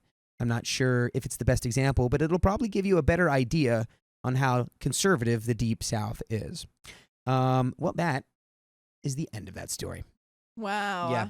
Wow. It gets pretty conservative down there in the Bible Belt. That's what I've heard. Yep. That's what I've heard. It can be. It can certainly be very conservative. But I'm glad that she's going on the trip. I'm glad that the comments are supporting her. Yes. Things are going to look up. You're going to find someone who is much better than this guy, than this crazy guy over here. 100%. So, yeah. Just enjoy your Get life. You don't have to hunt for it. Yeah. When the right thing comes along, you'll know it, and it will come along. Yep. And all you have to do is be open to it when it happens. My friend's girlfriend ruined the food I cooked, but she got dumped. That's not how you do the dumplings, so we're going to dump you. Dumplings. I, 35 male, am a foodie. I've been cooking since I was 10, and I even have a personal cookbook of the recipes I've accumulated over the years. I know my recipes to heart so much so that I often don't need a recipe to cook my dishes. By the way, this comes from Purple Shell S, and if you want to submit your own stories, go to r/OK Storytime subreddit. So, my closest friends and I decided to have dinner and board game night last week, to which my best friend Clark, 34 male, volunteered to host. He requested me to cook my spicy Italian sausage pasta and said that I could cook my pasta dish at his house. He even joked that he gets to keep any of the leftovers, which is fine by me. I agreed to this arrangement because his kitchen was equipped for me to cook my dish, and I don't need to worry about transporting my dish. I arrived at Clark's house a few hours early with my ingredients in tow, along with board games from my collection. Yes, I'm a board gamer too. Clark's girlfriend of 4 months, Sasha, 32 female, let me in the house. I asked her where Clark was, and she said he was out doing errands and buying snacks and refreshments for later. I proceeded to the kitchen to prepare the ingredients and start cooking. The cooking of the sauce went well. The flavors were balanced to my liking. It had saltiness from the pancetta and the Parmesan rind, sweetness and tartness from the onions and canned and fresh tomatoes, heat from the Calabrian chilies, and herbaceous notes from a blend of fresh and dried herbs. After finishing the sauce, I took it off the heat and prepared a pot of water for the pasta. I set the pot of water over the stove to put it over low heat. I planned to freshen up a little and cook the pasta nearer the serving time. I went to the guest bathroom to shower and change clothes. After freshening up, I headed back to the kitchen. On my way back, I asked Sasha who was in the living room, where Clark was. She said that he was on his way and would be back in 20 minutes. She then told me, oh, by the way, I tasted your tomato sauce and it lacks salt. I saw this video and the chef said the sauce should be as salty as the sea. What? Don't worry, I've already fixed your sauce. You're welcome. I thought she was kidding, so I just responded with, thanks, I guess. I was also worried if she oversalted my sauce. I quickly made my way back to the kitchen to taste my sauce. To my horror, my complex, balanced sauce was now as salty as the Dead Sea. If I'm going to my boy Clark, you gotta break up with this chick. You want to know why? Because she doesn't know how pasta works. One, she doesn't ask permission for things. She just does them if she thinks it's right. Yeah. And two, she's stupid because she puts salt in freaking sauce and not in the pasta water. Look, not everybody knows how to cook, but that is pretty egregious. I was fuming because my sauce was ruined, in Gordon Ramsay's word, an idiot sandwich. She definitely misheard the advice from the video because you're supposed to have the pasta water as salty as the sea, not the sauce! Shouted from the rooftops. I wanted to scold Sasha for ruining my sauce, but I had to fix my sauce first because my friends were bound to arrive in less than an hour. Unfortunately, I don't have the time or the ingredients to make a new sauce. I added a mix of lemon juice and honey and a can of crushed tomatoes, tomato paste, and splashes of water. I minimized the saltiness of the sauce, but the sauce was still off. I was thinking of no longer serving my dish, but my friends were excited about my food, and I did not want to waste food. I just hoped no one would notice how bad the sauce was. They're going to notice. They're going to notice. My friends arrived. We all sat at the dinner table. We all got a portion of each dish. While we were eating, I noticed my friends were pushing my pasta to the sides of their plates. Once everyone was ready for dessert, I offered to help Lexi prepare and serve the desserts. Lexi is also a foodie, but she's a baker, and she is excellent at making pastries and desserts. Lexi and I were alone in the kitchen. She asked me why my pasta was so salty. That's when I told her everything. Told Lexi that I'd let it go for the meantime, and we should just enjoy the rest of the night. I was doing so well not to show that I was bothered, but then Clark, along with Sasha, approached me and said my pasta dish was saltier than he remembered. I wanted to say that his girlfriend ruined my dish, but I decided to allow her to open up for her mistake. So I told him that I had no idea what went wrong. I mentioned that I salted my food, tasted the sauce as I went along, and made it a point to say my pasta water was seawater salty, but that has never affected the saltiness of my pasta dishes. Then I said the pasta water thing. I made sure to look at Sasha. She did not say anything. I just ended the conversation by saying I sometimes have my off days. The rest of the night went well. I even won some of the games, which kind of lifted my spirits from the pasta debacle. Before I left Clark's house, I asked him if he was keeping the leftovers. He said he was taking half, so I offered to take home the other half. It's been a week since the pasta incident, and I still feel disrespected by what Sasha did. I want to tell my best friend that his girlfriend effed up my dish, but I don't want to make a big issue over pasta sauce. How do you go about this? Guys, what are we doing? I'm not going to my friend. I'm going to Sasha. I'm just going to talk to Sasha. I don't need to have the mediator of the boyfriend involved. You just say, Sasha, I don't know if you're not aware of this, but you should ask permission before you just start taking initiative to mess up somebody's cooking. I mean, you can be nice. What I'm doing, I'm going to let it go. If this is me, I'm going to let it go. And I will always hold this above Sasha until she says, I'm sorry. If she says I'm sorry, we can all laugh about it. Like, imagine it's like, sorry guys, I accidentally put the salt in the pasta. It would have been so funny. She doesn't think she needs to. She thinks she did nothing wrong because I'm sure OP fixed the sauce and then she's like, I did the right thing. But I think the key is you press her and then depending on her reaction. I'm going to tell my boy, if he's like, hey man, I don't know about Sasha, I'm going to be like, well, let me tell you something about Sasha. You're like, boy, oh boy, do I have a story for you. We got an edit. Update edit. I generally feel uncomfortable with confrontations. This is why I let it slide and even took the blame. But now I realize that I should stand up for myself more. Be more proud of the work I do and shouldn't be concerned about sparing Sasha's feelings because, in the first place, she disrespected me. I have to put her in her place. Some of you thought that she either hated me or was jealous of me. I have no idea if she does. In the 4 months Clark and her have been dating, I've only met her twice or thrice, and we didn't even interact much. I am now even more compelled to tell Clark about what she did because if she's able to disrespect the boundaries of a stranger to her, who knows what boundaries she'll cross with a romantic partner. Conspiracy theory. She's toxic. She needs to isolate Clark from his friends so she can then do the mind games on him. Okay. And so she's like, I'm going to do it one by one. Boom. Put a lot of salt in OP's dish. Everyone's like, OP, what's wrong with you? This is weird. You're a chef. I've messaged Clark to meet up without Sasha for lunch tomorrow, and he agreed. I'll probably update everyone after my lunch with Clark. And guys, we got an update. Updates. Thank you for the comments and advice on my previous post. I met with Clark for lunch to tell him about last week's board game night. I told him that Sasha oversalted my salt because of a video she saw, and I tried my best to fix it, but failed.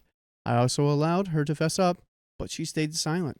I apologized for lying to him by taking the blame for her mistake because I was afraid of the confrontation, and I didn't want the rest of the game night to be ruined by throwing her under the bus. I was afraid that he wouldn't believe me and that I was deflecting the blame back to Sasha. Instead, he said, that makes much more sense. He then told me more about Sasha. When he met Sasha, she was trying to make lifestyle content. Currently, she wants to make cooking videos, but the videos she watched for inspiration were cooking hacks, where people were dumping dry pasta, raw meat, tons of cheese, etc. in a baking dish, then throwing it in the oven to cook. She even saw the countertop spaghetti video, which she wanted to make for Clark's dad and sister when they were over at his house during the holidays. He refused to let her do that. Before we finished our meal, I told Clark to talk to his girlfriend, and I expect an apology from her, and for her to also apologize to the rest of our friends for ruining last week's dinner.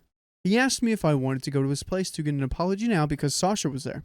I declined because it would feel like we were forcing an apology from her by surprising her. Is it because you feel non-confrontational, or is it forcing it? I'm in between here. I think just having the confrontation is not necessarily that big of a deal, but OP's making it like way bigger of a deal in his head, where it just needs to happen. After a few hours, I got a call from Clark. They got into a huge fight and they broke up. When he asked her to apologize, she refused and threw a fit. She was so annoyed that Clark would rave about me and Lexi's food, but her never did the same when she cooked for him. Well, maybe you're a bad cook. He said that he always thanked and appreciated her efforts, but sometimes her cooking didn't go well.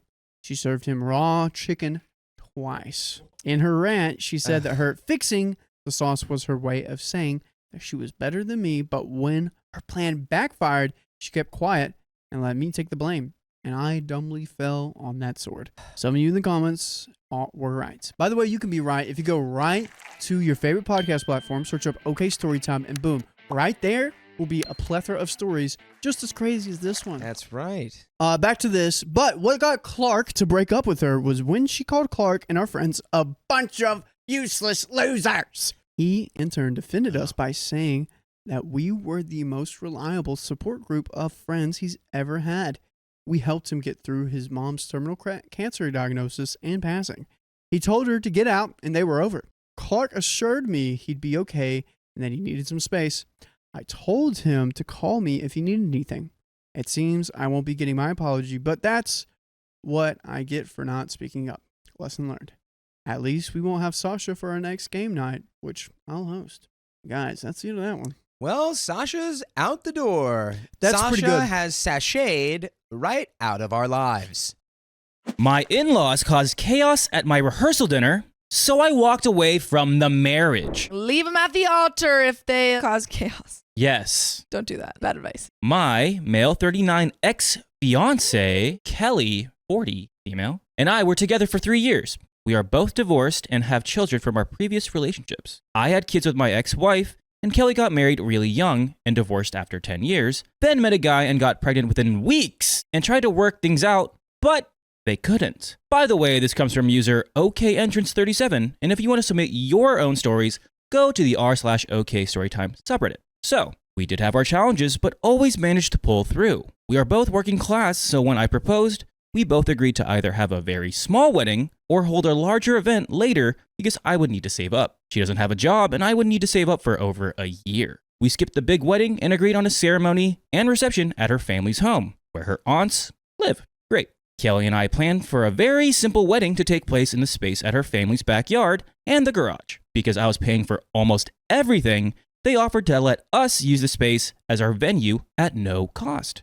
Okay, everything's going well. Yeah. So far, so good. Good deal. So I purchased the booze with exception to a few cases of beer and paid for the rental chairs and tables. My groomsmen chipped in with a few things while I noticed that her family was being very laid back. Don't get me wrong, it was my wedding and our responsibility. But I noticed that she slowly began listening to them and wanted a few things that were not in our budget.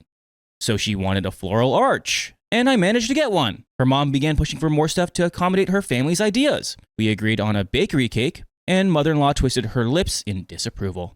Those things felt annoying, but manageable. Fast forward, and her big brother, Justin, male 47, got depressed because he got dumped. The official story is that his wealthy, itchy ex-girlfriend decided to dump him and treated him badly. I regretted letting him stay with us after I learned that he cheated on his ex. This bothered me a lot since his ex helped him out many times and did lots of things for his kids. Zero trust after that. Kelly and her siblings think that he's godlike because he took over the paternal role when her parents got divorced. They give him way too much credit. The guy can't even hold a job, can't even guide his children right, and does lots of entertainment parenting but doesn't teach them responsibility. I can't stand him, and Kelly knows this. He can't talk about his life during his 20s for a whole day, and it's always about how women chased him, how an ex-girlfriend tried to unalive herself, how women had catfights over him. I had to confront him about these weird stories to make him shut up. As the wedding approached, it became more difficult to get Kelly's attention in our relationship. She started taking him on drives to check on his ex. Why? I objected to this. Then he would constantly interrupt us to bring updates on, guess who? His ex. Ay, oy, oy. He only wanted to apply to online jobs and ended up trying to enroll me in something that didn't look serious at all. I asked her to make him leave, but she got very angry and stopped talking to me. Kelly and I had a huge argument that I'm sure he overheard. I went to take a shower, and when I came out of the bathroom, I overheard him telling her that he didn't expect me to understand him because I'm too simple. Oh my God. I can't remember his exact words, and said he doesn't expect insert my job, to understand his life. Oh, because OP's like working class. Well, you are a cheater, so I don't expect you to understand how to have a good relationship. I feel like the job that he has, I think it's like a Hollywood-esque job. Oh, yeah. The cheating brother, yes. He sounds very egotistical with I had girls chase me. I had girls fight over me. Who cares? He cheated on his ex, and now he's like, we have to check on her. Weird behavior. I immediately confronted him, and not only did she deny everything I heard, but she basically took his side. I punted him out and drove him to mother-in-law's with all of his things. That was 4 months ago, and her family never treated me the same. We had our rehearsal dinner, which was supposed to be a very small gathering. My kids and her kids were present, as well as my parents and maybe 10 other people on my side. Her family kept showing up. I know that her family cooked for the occasion aside from other things that were provided, but the point is that I was restricted from bringing people while her side of the list kept growing and showing up. This is a rehearsal dinner. Why? No one needs to be here for a rehearsal. You want like the immediate people. You want the people who are there to rehearse. It's not like just like a random party that you were throwing for the wedding. It's like, it's got a job. Usually both parties agree like, this is the max amount of people that we're inviting. There's a little bit of food tasting. Running through when people are gonna do. It's like a pre-game pretty much. It's like a pre-party. You do a little bit of the rehearsal where you walk, where you go, who you partnered with. You walk down the aisle. Great. It's fun stuff. It shouldn't be this big of a party. The worst part is that her mother got wasted. My family and I are very low-key and a bit shy. And mother-in-law is belligerently wasted and started to act vulgar. I took her comments about me and Justin in stride just to keep the peace, but my family felt uncomfortable and I knew that she was trying to insult me. Not at the freaking wedding rehearsal. Why are we insulting the groom? And I guarantee you Justin's in the background going like, woohoo! That's my mom! He's the worst. Don't even know why I showed up to this stupid wedding rehearsal. He probably has a mouth full of like food and like 3 beers ready to go. I don't even know why I'm at this wedding rehearsal. Women chase me all the time. I pulled Kelly's side about 4 times to ask her to control her mother. To her credit, she tried to get her mom to sit down. Her family, an older aunt and 2 cousins, also got wasted and got pretty loud. By the time we were supposed to show some pictures on the monitor, nobody was paying attention, and Justin was telling jokes and acting like the event was about him. The chairs had been pulled away from the tables, and the burgers and hot dogs intended for the kids were missing. I asked my parents to take my kids home, and after raging inside for the whole night, I decided to ask my friends to help me load all the booze and stuff that I had contributed that were physically kept at her family's home into our cars. Everyone went quiet after that. Oh no, OP. They're gonna think you ruined the party.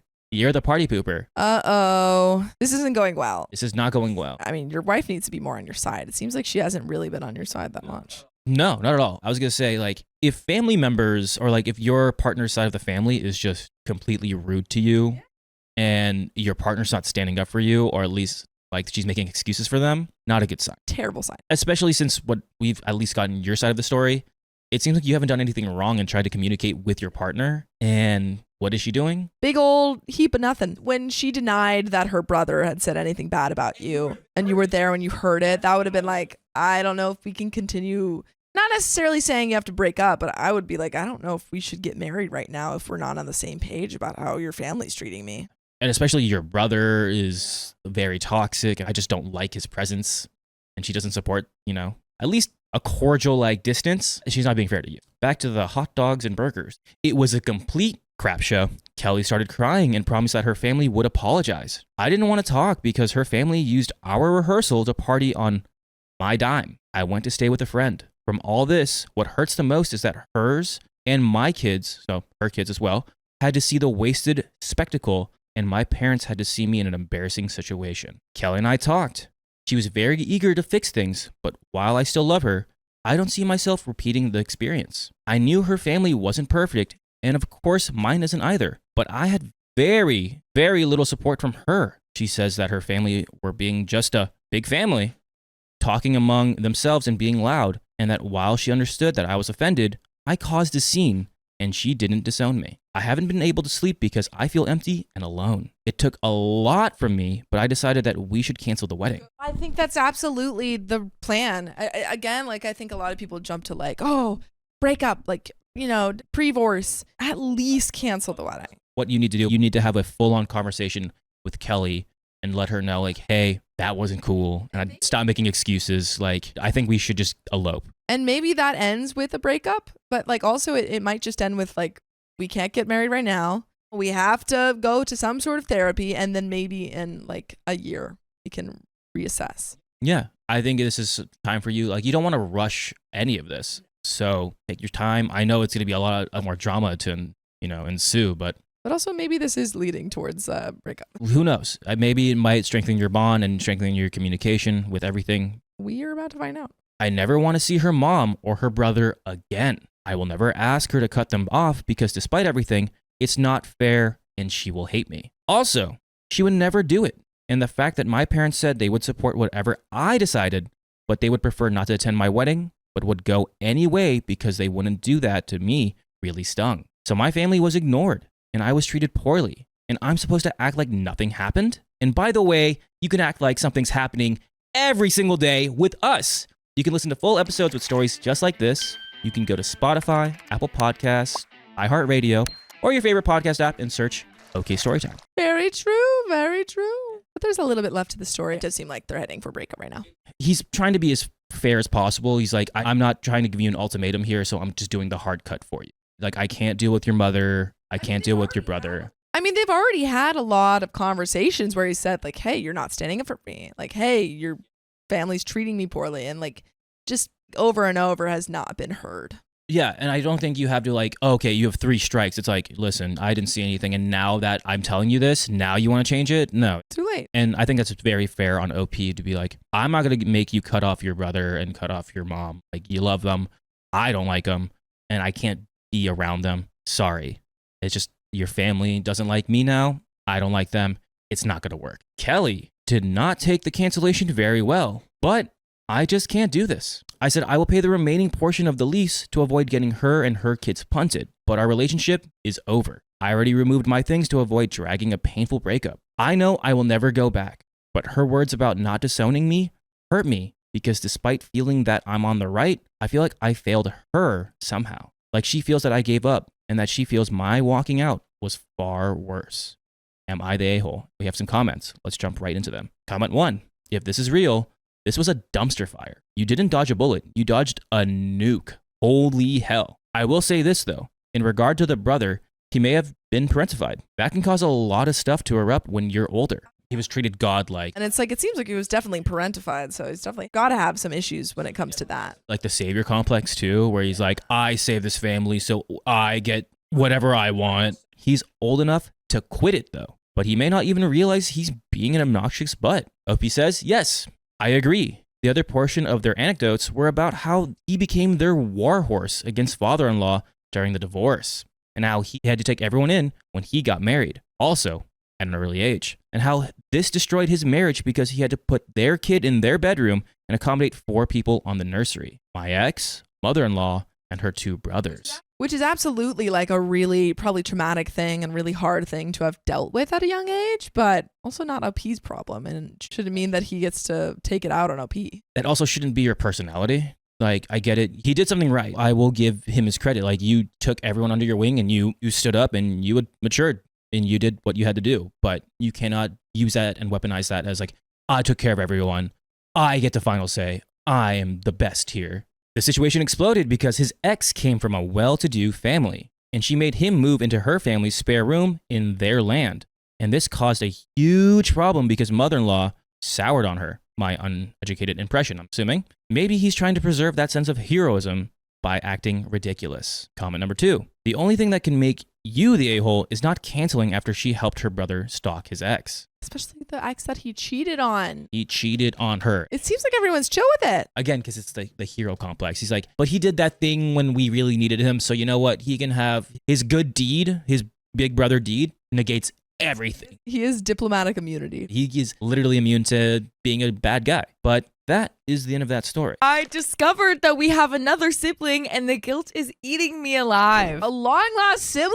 Oh my goodness. What are you gonna do? This is actually from an OK Storytime subreddit. One of our fans has One a of long our lost own. sibling? Dude, that's Wild. crazy. Okay, I'm going to make this as short and sweet as possible. I, 33 female, have a family that has always been close. Mother, 54, father, 55, and me, and 2 younger siblings, Lee, 29 female, and Anthony, 26 male. By the way, this comes from Success Primary, and if you want to submit your own stories, go to the r/OK Storytime subreddit. Join us. So, being the oldest, I've always been the protector and tried to shield as much as I could from the littles while we were younger. Our childhood had some rough patches, but all in all, we all turned out to be decent humans. LOL. All of us have ended up getting pretty good jobs and making our own way. I have 2 great kiddos and a wonderful husband. Anthony is engaged to a fantastic woman, and they have a beautiful boy. Lee is an absolute unit of an aunt, but is a single Pringle. What does unit of an aunt mean? Like she's a great aunt? I think so. I think that's just like aunt is like insane. a unit. Yeah. She's a unit of an aunt. Yeah. I think that's like a unit. praise word. I don't so. hear it used a lot, but I usually only hear it used in the context of like like a group. oh no. Oh no. Like when you say like someone's an absolute unit, like they're Oh, like, yeah. big. Oh yeah. It's just She's she's just just that metaphorically- strong of an aunt. Yeah.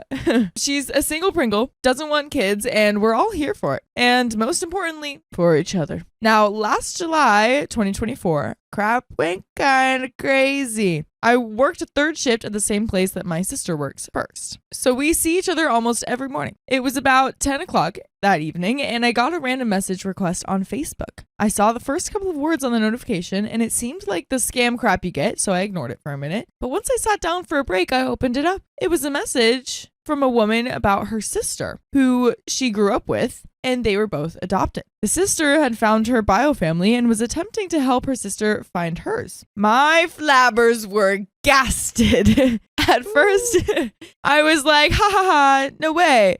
But she dropped names, dates, and details, and I was too convinced to ignore this anymore. I mulled it over for a while, but I messaged her back and asked for more info. I ended up with my supposed older sister's number. She would be 35. I will now say that I kind of had a precursor to this because my mother had told me something about this before, like 13 years ago. The mom said, I was 18, preggers by a man that I wasn't in love with, and not ready to be a mom. I wasn't living at home and only saw my family once a month or so at that point, so I was keeping it to myself and trying to figure out what to do. I personally knew a few very good and wonderful people who were magnificent parents to children they were not able to have. They only became parents because of the gift that someone else had given them, and I was ultimately prepared to do just that. I was going to give my baby to someone who had their life together and wanted so badly to be a parent, where I wasn't exactly in any way ready. My mother quickly said, nope, you're going to be a mama, after I told my parents. We were just kind of butting heads over this for a while, and I just couldn't understand why she couldn't see where I was coming from. One night, she cornered me after some tears were shed by me. She plainly said, I have done it, and I regret it. You won't do the same. And that was it. That was the only talk there ever was about it. No, I think this is OP. I think this is OP saying this. I think OP had a kid and was gonna give it up, and the mom was like, just "Dude, mentioned. I was in your place once." Yeah. It was all ominous. And Yeah. I was like, what? Yeah, because she did say, like, she just mentioned something about it. Seeing this whole story, this doesn't seem like she would just mention this whole story, you know? Yeah. But that last line, so this was OP OP. had a kid or got pregnant, or Preggers was at gonna have a 18. kid, and was gonna give it up until the mom gave her a very ominous advice. Whoa. I did have the internal crisis of I have another sibling out there somewhere, but there would be no finding out anything considering I knew no details, and the only person who could provide any wouldn't. So I kind of just had to file that away in the no touchy cabinet in my brain. But now we're gonna figure some crap out. So I'm gonna say that we're close as siblings, but my brother and I are on the same brain wavelength and our sister is not. We all have our quirks and such, but we all have a bond with one another separately as well as collectively. I knew that I had to tell them, but I couldn't. I knew me and Anthony could handle this better than Lee. So I talked to him and his fiance about it. My husband was first to have his mind blown, of course, and he was absolutely confused, but supportive and helpful, to say the least. So Anthony, his fiance, me, and my hubby had a little powwow and decided that if we were going to talk to Lee about it, we needed proof first. Me and Lee are super critical thinkers, and we will pick things apart in a second. So if we were going to drop this bomb on her, we needed receipts. Well, we got them. I DNA tested and sent her one as well. That 6 weeks was the longest wait of my life, but we finally got it. Now, this was a little crazy because you see people finding half siblings all the time, but she was a full-blooded sister. She was my mom and my dad's first child. Whoa, what? And she must have been like really young or something. Yeah, to just really have, not ready. You know, made that decision to give her up or Right. give up the kid. Right. Oh my gosh. Guilt I felt was immense, gut-wrenching. Like, what's the catch here? Why did they let her go but keep me just 2 years later? I mean, Wow. 2 years can be like a huge... Could make a difference. Huge difference in where you are financially in life. Yeah. You know, where you are mentally. And I wonder if there were any like outsider pressures. Yeah, there might or have been anything. like, well, I mean, you have here the mom trying to pressure OP into a decision based off of her own life experience, but you probably have other people in the mom's life who were like, you should get rid of the kid. You're not ready to have a child. Right. That's very possible. Our newly acquired sibling is probably the most level-headed and sensible person I've ever come in contact with. She literally is in the state of, if she doesn't want to know me, that's fine. I just now know who my family is, and that's fine by me. Okay. We all have questions and more questions with some more questions. But we had a get together at our place one night with dinner and no kids, and we told Lee. She was surprised as heck, without a doubt, but she took it so much better than I expected. Thank God. But now we all know. But our parents don't know that we know. So our oldest sister, Beth, doesn't live far from us and has 2 babes of her own. We have talked to her through text and we are noticing blaring similarities, and it's crazy. But I am at such a standstill with approaching our parents about this. I know that this is going to tear a hole in my mother's heart. It's been 35 years. I do not want to hurt my mother. I would love to go and just tell her and get it off my chest, but what is that going to do to her? Beth did try to contact her first, but with no response. So I was next in line. But lo and behold, my mother did email her back a week before the results came back and pretty much said, yes, it's me. Your search is over. I hope you had a wonderful life and I wish you the best, but please respect my wishes regarding the decision that was made so long ago. I don't know if she's trying to keep it from us or if she's doing it because it hurts that much. I'm so conflicted. Now I'm being heckled by those who know about it and care. Did you have the talk yet? No. When are you going to? I have no idea. I'm so scared of how she's going to react. But I also want to meet and get to know my sister. And so do Lee and Anthony. But I have put my foot down on both of them about that. I would not feel right going and meeting and getting to know her and introducing kids and such behind my mom's back. But you guys would feel right if you just find more episodes of Full Stories just like this one. Just go to iHeartRadio, Apple Podcasts, or Spotify and search OK Storytime. You'll feel so right. Have no doubt that that's the right decision to make. So much better. So much better. If you're feeling a little sick this week, just watch us and boom. Feel better. You're better. Yeah, there's a little bit more to this story, but wow.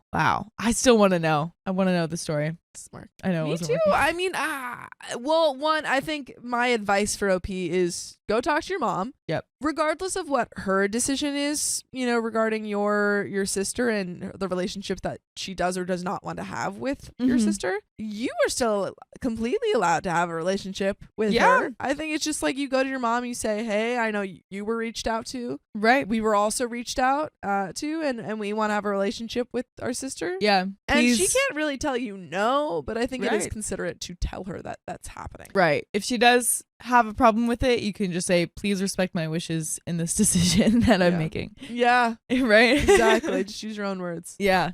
There is a little bit more. Yes, I am concerned with my dad's feelings too. I'm just not sure about all the details of the whole situation. So I would really like to just one-on-one with my mom to figure that out. Our father has never been the lovey, emotional, or super understanding father figure. He's more rough and rugged, and all of us have had a heat streak in us, blessed to us from him. So do not think I'm saying he was a bad father. He provided and did what he could. He had a problem with booze when we were young, and I'm the only one old enough to remember the real rough times. But he got his crap together, and he is absolutely a wonderful papa. So any insights on this would help. And I know everyone is just going to say, tell her and get it over with. But this is a tender situation that is gnawing at me. And that is it. No. Whoa. But oh, man. what would we say? What should OP do? I think you go to your mom and you say, like, hey, I don't want to pressure you to do anything that you don't want to do or that you don't feel ready to do. Right. And then you kind of go into that, like, as you know, like, you received some correspondence. Mm-hmm. So did we. Yeah. I have thought about it and I want to have a relationship with my sister. Mm-hmm.